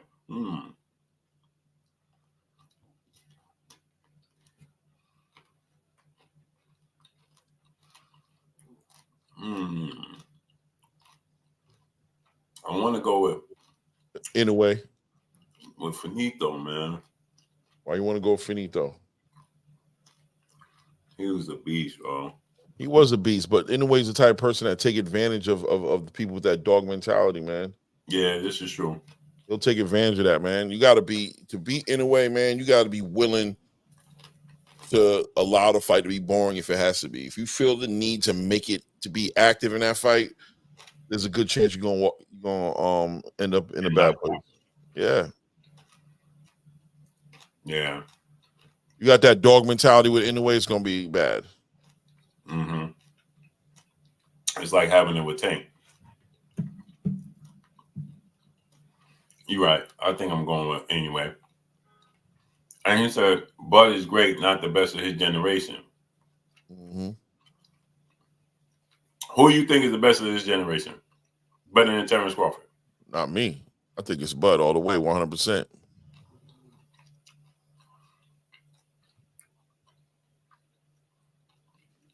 Who you think, Lord Abba? Who you think is the better in this generation than? Probably Tank. No way. I know. I'm just telling. Ain't no way. No way. Who you think the best of this generation is? That's better than Terrence Crawford. That's interesting. Yeah, I agree with you, Ray. Purnell probably would have beaten in the way. Probably he would have. Yeah, because the way he fights, he's not going to do that dog shit with you. He's going to box breaks off you, and he gonna play. In a way, he's going to walk into a lot of problems with. See, that kind of fighter is going to cause a lot of problems with somebody like Inoue. Yeah, and Purnell is bigger than him. Right, that part too. But I'm just saying, skillful, like just you know what I mean, the kind of fighter. Yeah. He's more skilled. He's a better defense. He's a southpaw with power and slick and bigger. Ain't no way. Anyway, wouldn't hit him. Nope. Anyway, wouldn't even hit Purnell. Purnell's jab, and Purnell had power. See, he wasn't just up. He ain't Paulie Malignaggi. Right. Purnell got popped. He gonna put something behind it. So you get hit by Sweet Pea, you best believe you ain't rushing in. And if you ain't more athletic and quicker with better reflexes, you finish. You ain't catching up to him. And if you ain't bigger than him on top of that, good night. It's over. It's a fact. The only reason Tito and Oscar I thought he beat Oscar and Chavez. He and he was already, out there already. You know what I'm saying? At that time. So imagine if he was on his game. Oscar he fought Oscar, a young Oscar and Chavez and Tito. He got dropped by Tito, but nah. I've been going back and forth with my guy LaRon Jones, bro. I've been hitting this video I put out. Everybody want Tank Davis to be held to the same standard as everybody else, right? They want they look at the Shakur Stevenson Cordina fight as the same thing as the Lamont Roach and Tank fight. They look at it the same way, right? They're saying both are getting pulled up from another weight class. Matter of fact, Lamont Roach at least is a champion who won his last, who's coming off wins, big wins, and Cordina isn't, right? But I just think the difference is very simple, bro. It's about position. It's about ability. Shakur doing what he can do. Tank doing what he want to do. It's two different. It's two different conversations. Y'all got to understand that. You got to put it in this space, in this aspect, right, Clay? It's like a man and a woman. When a woman has the pick of the litter, right? She makes, when she has a bad relationship with a man, is because she chose a bad man, right? Right. Men don't choose women. Women choose men. Right. And that's the difference. You know what I'm saying? So no, you chose to be in that situation. Right. Shakur taking what he got, what's in front of him, what he got. Yeah, Shakur he don't control the narrative. Tank controls the narrative. There's the difference. They'll never accept it. Yeah, Tank controls who he wants to fight. He can pick and choose. He has the pick of the litter. It's different. You know what I'm saying? It's like this, right, Claire? I could come in, man. It's gonna be 75 degrees on Saturday. Yeah, the only reason that weather doing it like that is because all that shit going on down south and with that hurricane. So That's cap. That's cap. What's cap? Hunter, my brother Hunter in the super chat dropping that Cinco. Honestly, in the super chat, how far do you think Inoue can go? I think Inoue is there with Bud. He can put himself on the same level depending on what he does. No, I don't think so, because he don't have the options like Bud. He don't have the names like Bud because he's so small. He's not going to 140 or none of that. He ain't going to 35. You don't think 126 got something in there for him? If he's able to rack up them belts and become undisputed at 126, that don't. Nah, those fighters still don't carry the weight that the 47 and 54 and they don't carry that weight. It's interesting. He gonna be a legend. He going down in history. But to surpass what Terrence Crawford, they don't carry the Sean Porter weight, the Errol Spence weight, the Canelo weight. They don't carry that weight. You know what I'm saying? They good fighters at 126 for sure, but they just don't have it. The lower weight class just don't. That's why with Manny, that's why those little guys that come up and successful is so overblown, because they come up from them little weight classes. You know what I'm saying? Manny, Duran, you know what I'm saying? Because coming from them, they don't carry enough weight. You know what I'm saying? They just simply don't. That's unfortunate, but they don't. And the highest I see him going, maybe 130. Yeah, I see him 126 tapping out, maybe trying to 130, but 126 I think is about it for him. I think, unless he got a big fight at 130, like if he's lining something up with Tank or lining something up with a big money fight that's sitting there for him at 130. That's what I'm saying. Warrior Class the Third, my brother in the super chat dropping that dub. Honestly, in the super chat, salute Blue and Claymore. Spence need this win, but might lose Towering Inferno, Fundora, armies like Dalism on Street Fighter. Yeah, Spence needs 1,000 Hookadon Blast and Hadouken Blast and Shoryuken uppercuts. Ken Ryu or fight one last 8 rounds. What you think about that? Yeah, he sent that to me earlier. He put that on the video I put out about that. Which, by the way, whatever talking shit for a living, whatever the hell your name is, I actually put a video out yesterday talking about the Errol Spence fight. Anyway, Hey, get in the house. Oh, they trying to tear each other up over there. They hit that mute button. Hey, I'm sorry, baby. Yo, they doing it bad over there. Hey! That was outrageous. Sorry, people. I think I understand where he's coming from. What he's basically saying is, that the physical attributes that Fundora brings to the table is a lot for Spence to compensate for. You know what I mean? He's gonna be reaching real high to get those uppercuts and those hooks off to connect with. How tall is Spence? Like what? 5'8", 5'7", 5'9". 5'9". Okay. Terrence is 5'8". He's about 5'9", man. Right. So he's gonna have to really take some chances.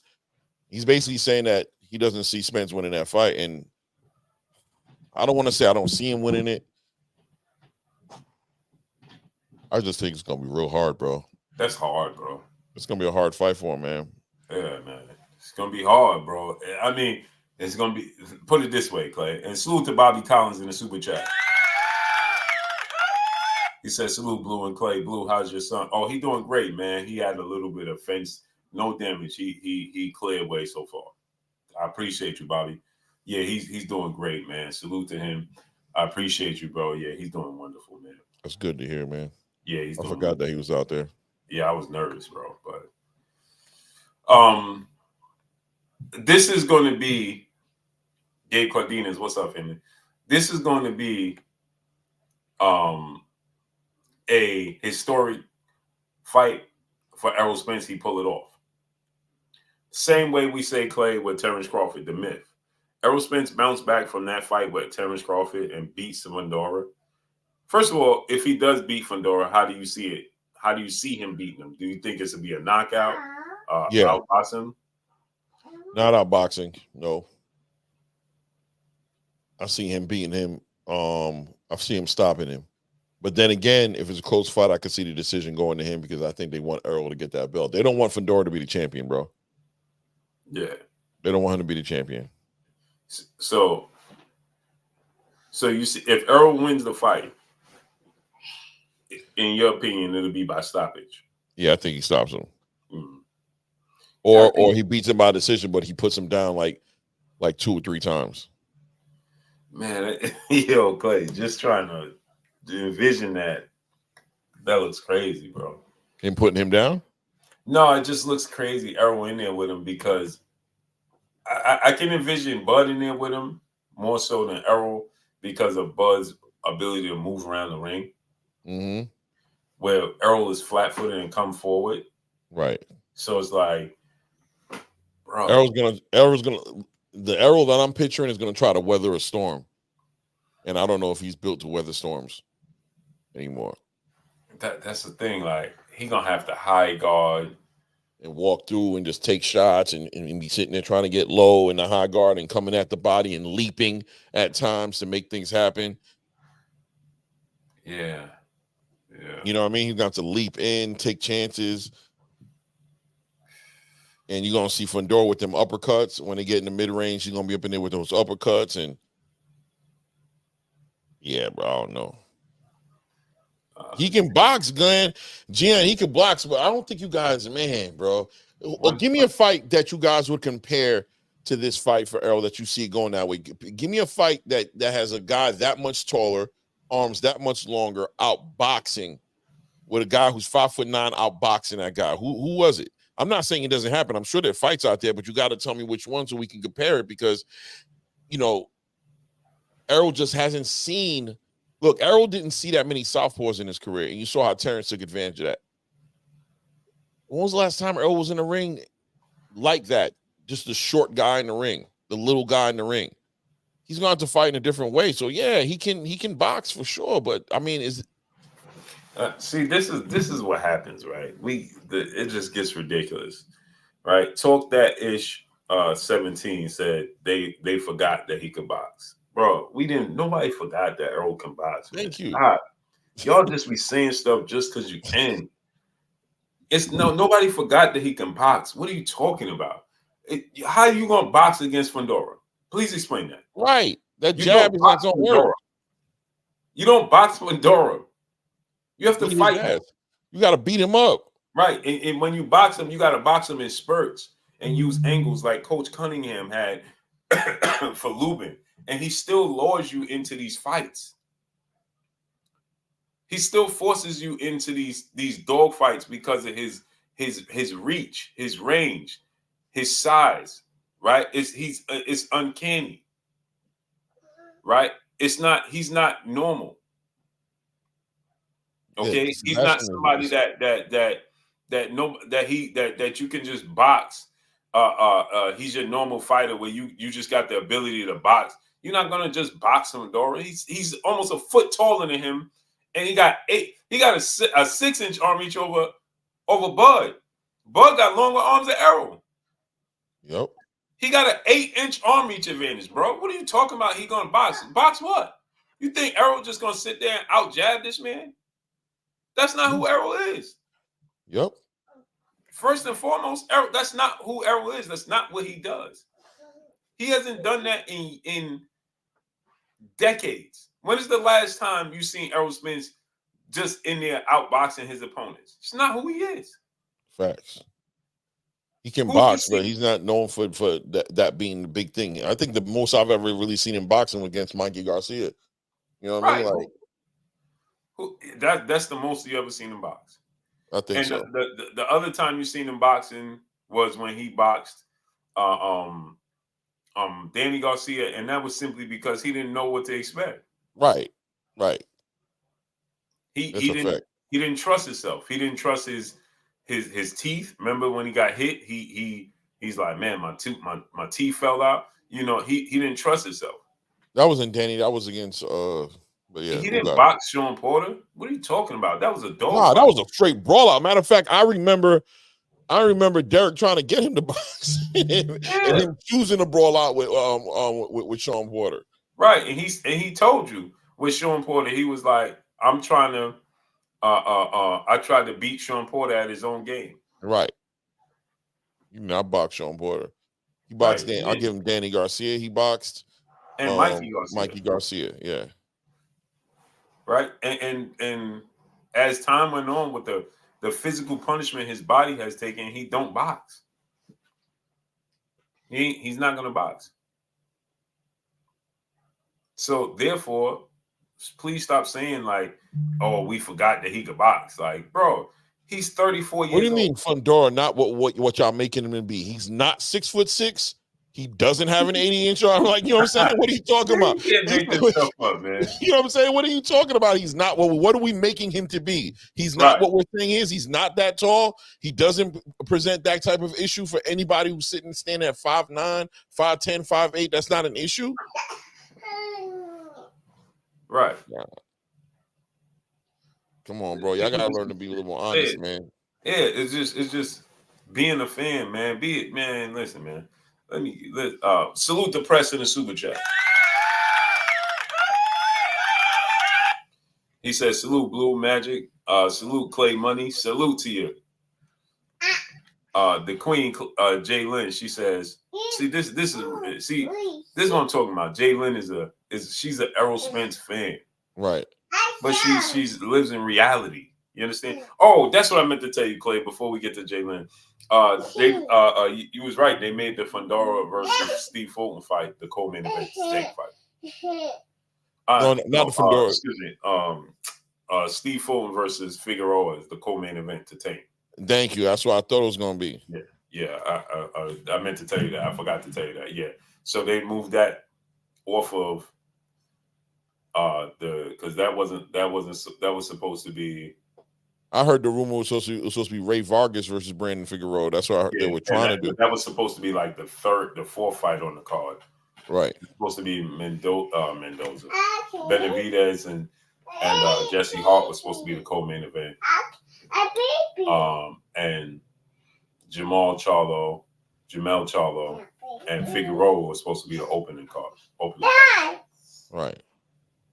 So they made it the co-main event. Yes. Now Steve Fulton versus Brandon Figueroa is the co-main event now. That's hilarious because they had that boy on the prelim on this last pay-per-view. They had him on. They didn't even have him on the main card. Now they brought him all the way up to co-main event, which I think he deserves. Shout out to Steve Fulton. I think that he deserves that kind of light. But that goes back to what I said, Clay. I told you that fight was at the bottom of the barrel. Now it just jumped up all the way to the main event. Hold on a second. This is going to be on the Tank card? It's going to be Tank. Yeah. So they're going to put Jamel Charlo as like a third fight or a fourth fight on that card? Jamel and Jamal on that card. All right, man. Now you see why. Now let me say this, and this is no disrespect to nobody. All right. But now you see why I have a problem with this whole Black Power thing in the sport of boxing. Right. Figueroa jumps over Jamel and Jamal in their own backyard? Crazy. That's Houston. Man. That's why I'm sitting here like, word? That's why I just held it to myself. You said something. I was like, all right, man. Like, that don't make no sense, bro. That's Houston. That's crazy to me. Steve Fulton coming out of Philly, Brandon Figueroa, you know what I'm saying?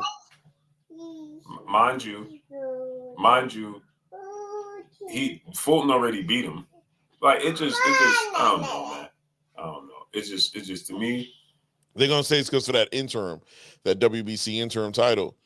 Yeah, but it's just like, bro, like in their own backyard. Come on, man. That's bad. That's a bad look, bro. I think that's an anticipated return. You know what I mean? Maybe the fights that they're putting together, maybe the dancing partners on all that. I don't know, but Houston gonna want to see the Charlo brothers, bro. Yeah, they're gonna see him just early. You gotta get there early. And you know how, let me tell you something, bro. You know how our people do with these kind of fights, these kind of cards, bro. They don't even start getting in the building until about an hour before the main event.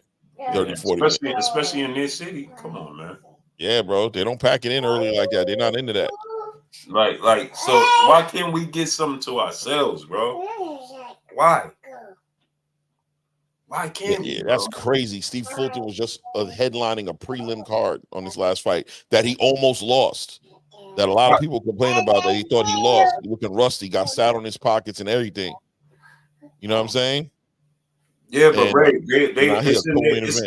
but Ray, you featuring them, you using them, you featuring them because they in Texas. So right, if you're gonna do that, then put them as the co-main event.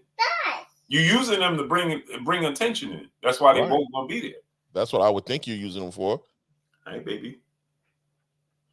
Yeah, they upgraded Figueroa to a full champ. I heard. That's what I'm hearing. They made that's what Rachel was telling me, that they took Ray Vargas and they made him a champion in recess. You want to say hi to the people? But I don't know. That thing is always weird to me. But I feel you, Enzo. You're right. You're right. I just be kind of speaking my mind a little bit as far as like, yeah, man, Ray Vargas is the champ, man. Hey, sweetheart, how you doing? Look right there. Say hi. Hi. Say hi. He's like, why the sitcom waving? Hey. Say hi. Hey. Come on. You thinking about it. She's like, yo, I don't be waving at the TV. I don't even be doing that. Say hi. If Barney was on here, you'd be waving like crazy. Mm-hmm. Your Grandpa Kissy. Thank you. Say hi. Let me hold this. Little Say hi. Kids be showing it. Kids be showing it straight up. Hey, hi. He's like, give me my Hey, she took yeah, she's like, well, you doing a lot right now, granddad. You doing a lot right now. You was aggressive with that. You snatched that like that was yours. So you can say hi. Say hi. You acting brand new in front of your friends, granddad. You acting real brand new. Give me that. Yeah, you doing a lot. You doing a lot right now. You acting real brand new in front of these guests. Putting on a little show. I'm a granddad, man. I'm old, man. Malaya, peace of blessings, queen. So Jay Lynch said, who should spend spar for the fight? Nothing changed, queen. The same people that we were talking about, Terrence. Yep, same people for Terrence. Yep. Kyle Fox. There she go. Say hi. Hi. Say hi. Say hi. Yeah. Hi. Hi. Hi. Say hi. Yeah.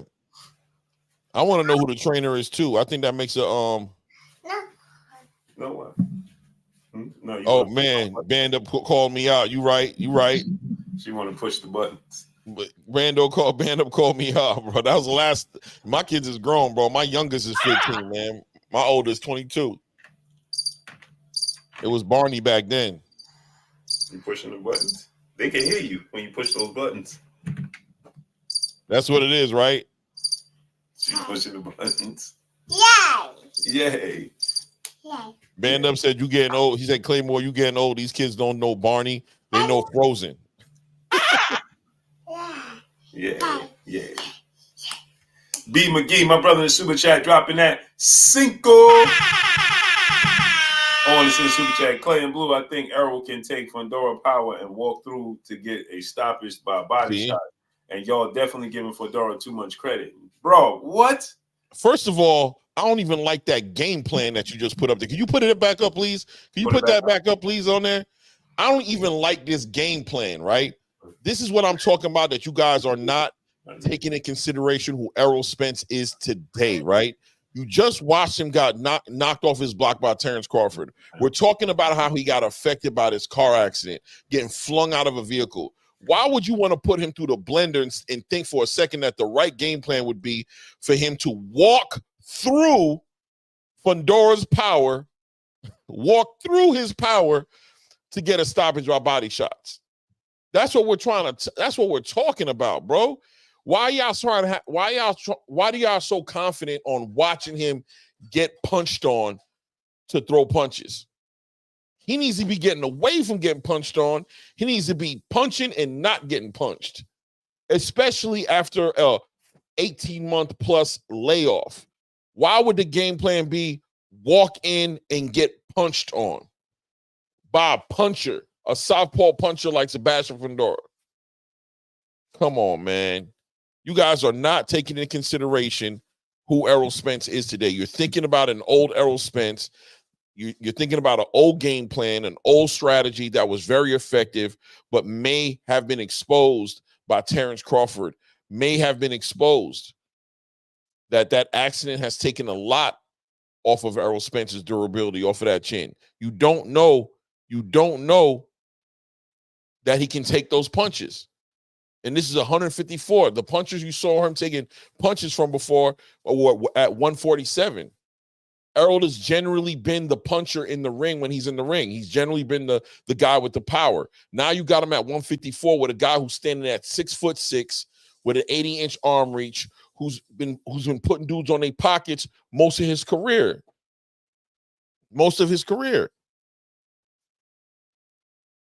I don't know, guys. B. McGee says, so what's your plan then, Clay? I think Errol Spence is going to have to implement a little bit of slickness in his game plan against Fundora. He has to get a little slicker. He can't just walk up in there with in a high guard and try to walk through a bunch of bad weather and just get up in there and think he's going to stop him. Yeah, that's a terrible game plan. Yeah, bro. You guys are picturing a Errol Spence that I don't know exists anymore. No, not even that. It's just even Errol prior to the car accident or Errol before the Crawford fight. It's still a bad style to go in there and just try to be out physical with Fundora. And that's what it is, guys. And that's what I'm trying to say as far as, and that was a great question when you said, so what's my game plan? I'm going to be real with you. I don't know what the right game plan is all the way because I think this is a very awkward, stylistically dangerous fight for Errol Spence. But I do believe that the Errol Spence we're used to and that we understand is in a lot of danger with a fighter like Sebastian Fundora. I think he has to implement some slick activity in that ring. You have to slip shots a lot more. Catch this dude on angles, attack that body. And I'm telling you, Sebastian Fundora stands behind that jab, stays behind that jab, and starts making it his point to establish that distance and force Errol Spence to take some chances and take some risk in order to make this fight go his way. It might even be more dangerous for Errol Spence than we might want to acknowledge. 100%, Captain. Fundora is a bad style matchup for everybody in that division, and that's what people need to understand. Even Crawford. Even Crawford. I'm telling you, I'm a Crawford fan, and this is a perfect opportunity for me to show you how I really get down because I'm telling you, bro, I think Crawford not trying to fight Sebastian Fundora, and I'm telling you straight up, I think Sebastian Fundora is the elephant in the room. He's the thorn in the side of 154. He is an awkward style to fight against. Nobody trying to fight against him. Yeah, he's a bad matchup, man. Like he has to give you opportunities to hit him at least in the face. You know what I'm saying? The body don't lie, right? The body can't go nowhere. But to hit him in the face, he has to give you opportunities, and you got to open up extremely wide to baby. You got to open up extremely wide to you got to take chances. You know what I'm saying? To be able to do that. And that's where the problem comes in because he's very, very active. Yep. He lets his hands go. And because of that, he's going to hit you a lot in those situations. He's going to hit you a lot. That's why Lubin looked the way he looked. Not because Lubin didn't look like that against Jesus Ramos. Right. And right. Greg Gambino said, is Tim better than Errol? And today, I don't know. Today, is Tim better than Errol? I don't know. Today, Is Tim better than Errol? I don't know. Is Tim better than Errol? You know, Danny Garcia or before that accident? No. I think that Jesus Ramos is better than Fundora. It's just the Fundora's no, baby. No. I think he's better than where you going? I think that he's better. Jesus Ramos is better than Fundora. Baby, you're gonna hurt yourself. I think that he's better than Fundora. I think that he's just it's just the way, it's just his intangibles. His physical stature is what makes him his physical stature is what makes him so difficult. Yeah. And don't forget this is 154 too. If he was their height, that he wouldn't be as good. Oh yeah. Oh yeah. Grandpa's gonna put you in the playpen. You wanna go in the playpen? Right. He's yeah. I think he's it's just his size, his height, his size, and his arm reach that makes him so difficult. You know what I'm saying? Without his size and without his arm reach, he's not the same. He don't represent the same threat that he does. If he was 5'11", he gets knocked out. We're not even having this conversation about him. Yeah, bro. It's a different, and yeah, you're right. If Errol is better than Tim, it might be a fight for Fundora, right? And that's another thing that we have to we don't know who Errol is right now. We just don't know, bro. And you guys got, and my thing right now, Clay, is I think that Tim Tszyu is more physically durable than Errol right now. Right. His body can endure more than Errol can endure right now. Salute to B. McGee, brother, in the super chat. I agree. No. He said, he said, can't teach old dog new tricks, Clay. Yeah, that's what it come down to, right? McGee, he never had to adjust before like that, bro. Is he going to become this guy now that's just adjusting and moving differently and taking advantage of weaknesses and being slick, or is he going to just come with what he's been doing and be the best at what he's always been able to do? Right. Salute to Warrior Classic third, brother, in the super chat, dropping that half a dub. Honest in the super chat. He said the chat must have forgot Fundora busted Lubin bad. That was winning. Tim Tszyu head gashed by a glancing elbow. Spence ended up like too sweet from entering. Yo, you ain't right. That's messed up. Gotta survive in here. yo, why you do that? Gotta do what we gotta do to make it happen. You know what I mean? Yo. Yeah, boy. Jalen said, "Don't laugh. That ain't funny." Woo! Yo. Oh snap. Yeah. What he say? What he say? Yeah. Gotta make it happen. You gotta survive in here. Yes. Can't make it in here by yourself, man.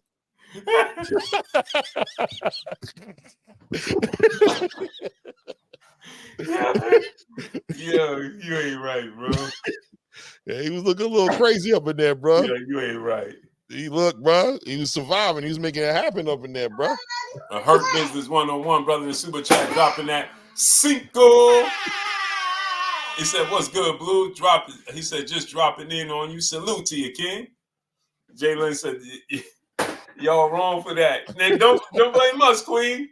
Listen, y'all was going. Y'all the one. Yeah, bro. Y'all brought it up. There's Warrior Class did that. Nah, but yeah, it comes down to durability for me with him, with Errol. That's it. That's all. You know what I'm saying? How durable is he? Especially for that game plan that y'all put out there, you better be durable, because I'm telling you right now. Yeah, just to walk through it, that's ugly. That's nasty work. Walking through it, I just don't believe in it. Yeah, bro. Walk through Fundora's punches is woo. Kendra, what's up, family? I'm just DF. What's up, family? Yeah, man. I got my 9 to socks on. He said, "What you on, man?" It's 9 to time tonight, man. Got my 9 to socks on. Yeah, he in the zone. Yeah, legit.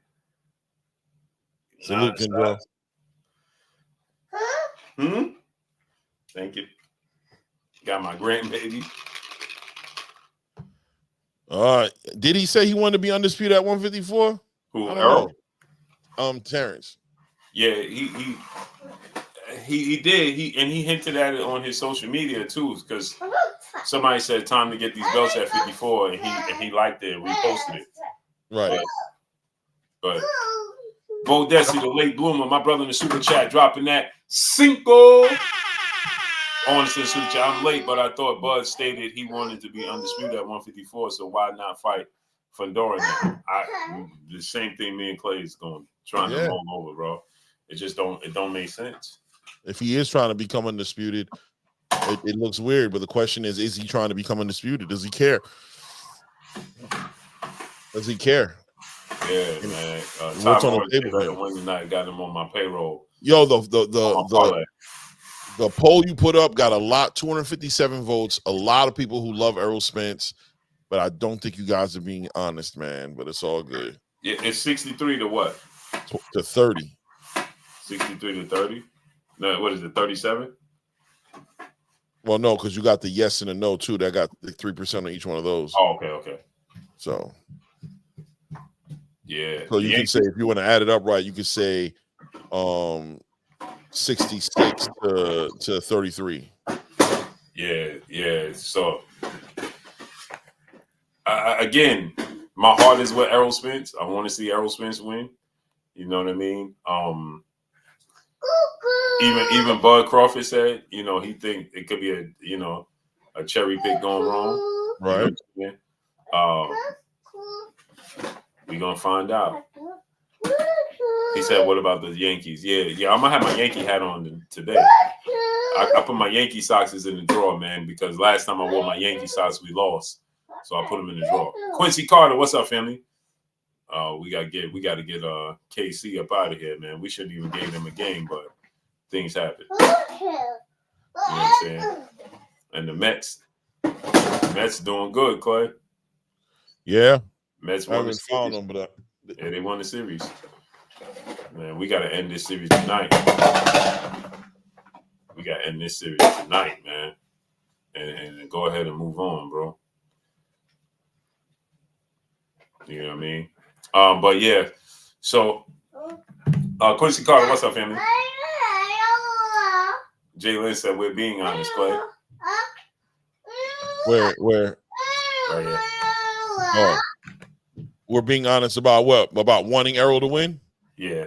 Okay, is that what my bad? Was that what is that what the poll was? Wow, Jalen, keep him up, champ. Keep him up. Look. Oh wow, Queen, that's what we on. Keep him up. Keep him up, champ. Keep him up. She said it just looks sweet over here. Ain't nothing sweet. Don't let. Wow. That's how we doing it, huh? Keep him up, champ. Keep him said, up. don't let the pretty face fool you. I ain't playing with you. Keep him up, champ. Make sure the basement doors locked. You just got those? No, I had these for 2 years. Oh. Mommy, I came down because Mommy wanted me to ask. She needed me to take one. Oh, yeah, take them. Okay. I think Terrence is just waiting on somebody to take Sebastian out. Why not? Yeah. Get Sebastian out of there, bro. Hey, take us. Okay. Come on, let's take the key. Yeah, so yeah, it's not that we're not being harsh towards Errol Spence. We just it's just the unknown. It's the obvious. It's the unknown. You know what I'm saying? You just don't know if he's physically is his body, because the fight Fundora. We got to be honest. Fundora is nobody's walk in the park. Nobody, bro. Yeah, he's a problem for everybody. And not that he's not unbeatable either. He's just he's very beatable. It's just that you got to take a lot of punishment to beat him. And let's not forget, what's his name? Mendoza was losing that fight. Yeah. Don't act like Mendoza wasn't winning that fight. He was losing and just he was getting pieced up. He was getting beat up in there. He was looking bad. He just came over the top with a heavy right hand, went for his, bro, and put old boy out. Yeah, and Fundora made a mistake and got clipped. We all room for Spence to win. Too sweet, too sweet, too sweet. Yeah, I guess that was the question was who wins? Everybody going for Errol. I mean, that's what's up. I want him to win, that's for sure. Yeah, I want Errol to win too. How do you see De Los Santos versus Keyshawn? I think Keyshawn is special, bro. I'm sorry, I gotta go with Keyshawn with most of these fights, bro. Keyshawn's special, bro. He going through all of them. That's a tough fight too, man. It is. I think Keyshawn just get him. That inexperience with De Los Santos is a problem, bro. And we saw that with Shakur. Like Shakur had to be on his P's and Q's. Bro was aggressive, bro. He was aggressive, but Shakur, we got to remember Shakur was hurting that fight, man. He wasn't letting that hand go, that left hand go. But I mean, it is what it is. I'm favoring Keyshawn too, but that's dangerous, bro. 100% dangerous. This fight he about to go. He about to fight. Coming up against Gustavo Lemos is going to be dangerous. Gustavo arguably beat Richard Hitchens. It's going to be a dangerous fight, but I just think that Keyshawn. I just think Keyshawn is just special, bro. I think Keyshawn. This fight with Lemos is not going to be as tough as the Richardson Hitchens fight with Lemos because Keyshawn is more confident in his abilities. Keyshawn is cleaner with his combinations, and he's his defense is better. Yep. So he took Richardson Hitchens as soon as he started getting pressured. He started panicking. LaJessica, peace and blessings, Queen. Yeah, he started holding on for dear life. Yeah, he was very uncomfortable. Salute to Quincy Carter, brother, in the super chat. Much love, family. Said Blue, do you think the Dev versus Ashwin Ryan happens? I hope so. I'm be real with you. I don't even know if De Los Santos beats Ryo in the rematch. No, No, he said Devin versus Ryan. No. Talk that shit. Said Edwin clips him just like he did Ryo, and I said I think Ryo was reckless in that match. Edwin isn't proven to me. And Ryo dropped Edwin. Yeah, and fought recklessly and got caught up. Mm-hmm. He didn't get like outskilled. He just played himself in that fight.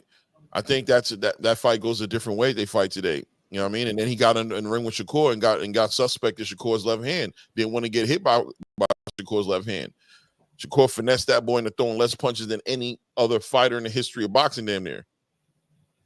So we'll see what he does in his next fight. I'll say that. I said there's a lot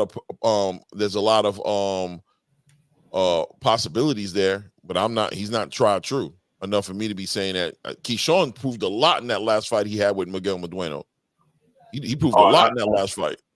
I think Keyshawn wins for sure. I just think Edwin is dangerous for a young, and if you're inexperienced and young, Edwin's dangerous. Oh yeah, he's dangerous, man. Yeah, I'm just putting him in the conversation of Keyshawn, like speaking about, you know what I mean, whether he's gonna beat Keyshawn or not. I don't think he's done enough for me to say that he's gonna do something to Keyshawn. He can. He's shown he can do something to Keyshawn, but Keyshawn has shown that he's dealt with a lot of, the way he performed against Pedraza, impressive. Even though Pedraza was on his way out the door, I'll give him that. But the way he performed against Miguel Madueno, he handling all that pressure. Miguel Madueno brought out that pressure, and now he's about to go into another fight against Gustavo Lemos, who's another pressure fighter. You know what I mean? A little Brian Castano, a little Marcos Maidana type of energy coming at Keyshawn. He could deal with some pressure. Mm-hmm. I agree. AK Crowder, what's up, family? Yeah, no, I definitely do. It's just, Edwin is dangerous, bro. Yeah, that dude dangerous, bro. He is. He's dangerous, man. And I think he gonna put on a masterclass performance against Lemos and separate himself. What you think about Hitchison and Liam Parro? I'm leaning towards Liam. I think Hitchens. I think it's gonna be a great fight, though. I think it's gonna be a real good fight. I think Hitchens has a lot going on this fight. I think he has a performance that a lot of people thought he lost against Gustavo Lemos, who we're just talking about. I think he's going to try to put on a way better performance. I think Liam Parro is he's in his zone right now. He's confident. As far as Hitchens being slick enough to get away from him and stay away from him the way he tried to do against Gustavo Gustavo Lemos. I think it's just a different type of pressure is going to be there. And I think that Liam is real smart. And I think that Liam showed that he can deal with slick fighters by the way he dealt with Montana Love. He knows how to take his time and break you down. And I think Liam is more acclimated and more of a natural 140-pounder. I think that rehydration clause with Hitchens is going to play a factor. And I think Hitchens knows it because that's why he was low-key not even chasing the IBF belt at first. If you remember after that loss against Gustavo Lemos, there was a lot of questions as to where he was going to go for that 140 for that IBF title because of Subriel Matias. So he might be feeling a little more confident now because he feels like Liam Paro is more palatable, right, than Subriel Matias. But I think Subriel is going to be real strong that night, and I question how strong is Hitchens going to be that night against him. Mm-hmm. Agreed. Well, let's get on out of here, great brother. Yeah, me too. I got things to do, and I got a headache. I ain't gonna lie. Right here, boop boop boop boop. Man, bro, mine's too, bro. That's why I'm trying to look up and not at the screen. I don't know if you've seen it. Yeah, I seen you looking around, and you ain't got your sunglasses on. I ain't got my glasses on, man. The screen seemed extra bright, and I could feel like shooting pain right here. Yeah, me too. Me too. Too much screen time. Like my wife be saying, that's because you got too much screens. I gotta treat you like them kids. Yeah. Control your screen time. Yeah, we'll be back at it on Tuesday. That's a fact. Well, Saturday. Oh, Saturday. Hey, you got the fight. Skipped over Saturday. Yeah. I don't know how I skipped over that. By the way, that card is gonna be decent, man. Sure. That's gonna be a good card. You guys, that's one thing I like about Turkey is he's exposing us to the UK and to the places. There's good fighters everywhere, bro. That fight between why can't I never say this kid's name? Wadale. Oh my goodness. I want to see my boy. Ben Whitaker. Oh yeah, and then Ben gonna be on there getting busy. There's gonna be some good fights on that card. I'm telling you guys right. Even the Chris Eubank fight's gonna be good. Chris Eubank coming to prove something. That's something like all these fighters are great in their own right, like as far as good fighters are concerned, but that motivation and that incentive, Turkey brings out the best out of these fighters because they know they always try their hardest on Turkey's card because even in a loss, Turkey will bring you back if you show that you got that dog in you. And they always step up and they perform. They always step up and they put their best performance because they want Turkey to keep bringing them back. So it's going to be a good card, man. We're going to have a good time calling this card. Great time, man. We're going to have a great time. So we'll see y'all on Saturday together, but I'll see y'all tomorrow. For sure. Salute. Go subscribe to my brother Claymore Rain. Did I put it in there? Yeah, I put it in there. I'm going to put it in there again. Put my link for the other channel in there once again. Y'all hit that subscribe button, bro. Hit that subscribe button. Hit the subscribe button. Hit the subscribe button, man. And I need y'all to go to the other channel. Click the link to the other channel. Put the link in there. Salute, Darwin.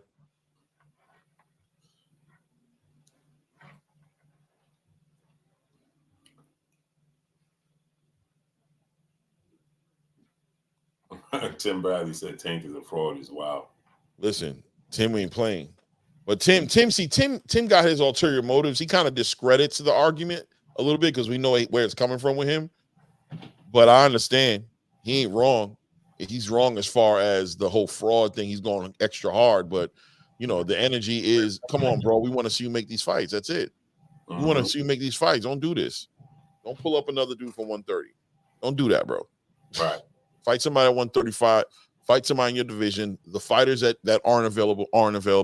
But the ones that are, make those fights happen with those guys, man. Floyd Schofield was a legitimate option, bro. I don't care. He was. And so was Edwin De Los Santos. Edwin De Los Santos. Donnie D, 1954, Triple OG in the building. Yeah, click the link, subscribe to the new channel, link right there. Red Cup Saturday, we coming, me and Clay. We're going to be live, man. So salute to each and every one of y'all. Appreciate y'all coming through, studying up, holding us down. We'll see y'all on Saturday, but I will see y'all tomorrow. Y'all already know what it is. It's your boy Blue Blood Sports TV. Hate, like, comment, and subscribe. If you haven't subscribed, hit the subscribe button, hit the like button, hit the bell icon to get all the new notifications. Follow me on Instagram at Blue Blood Sports TV, all one word. That's all I got for y'all. We gone. Peace. Peace.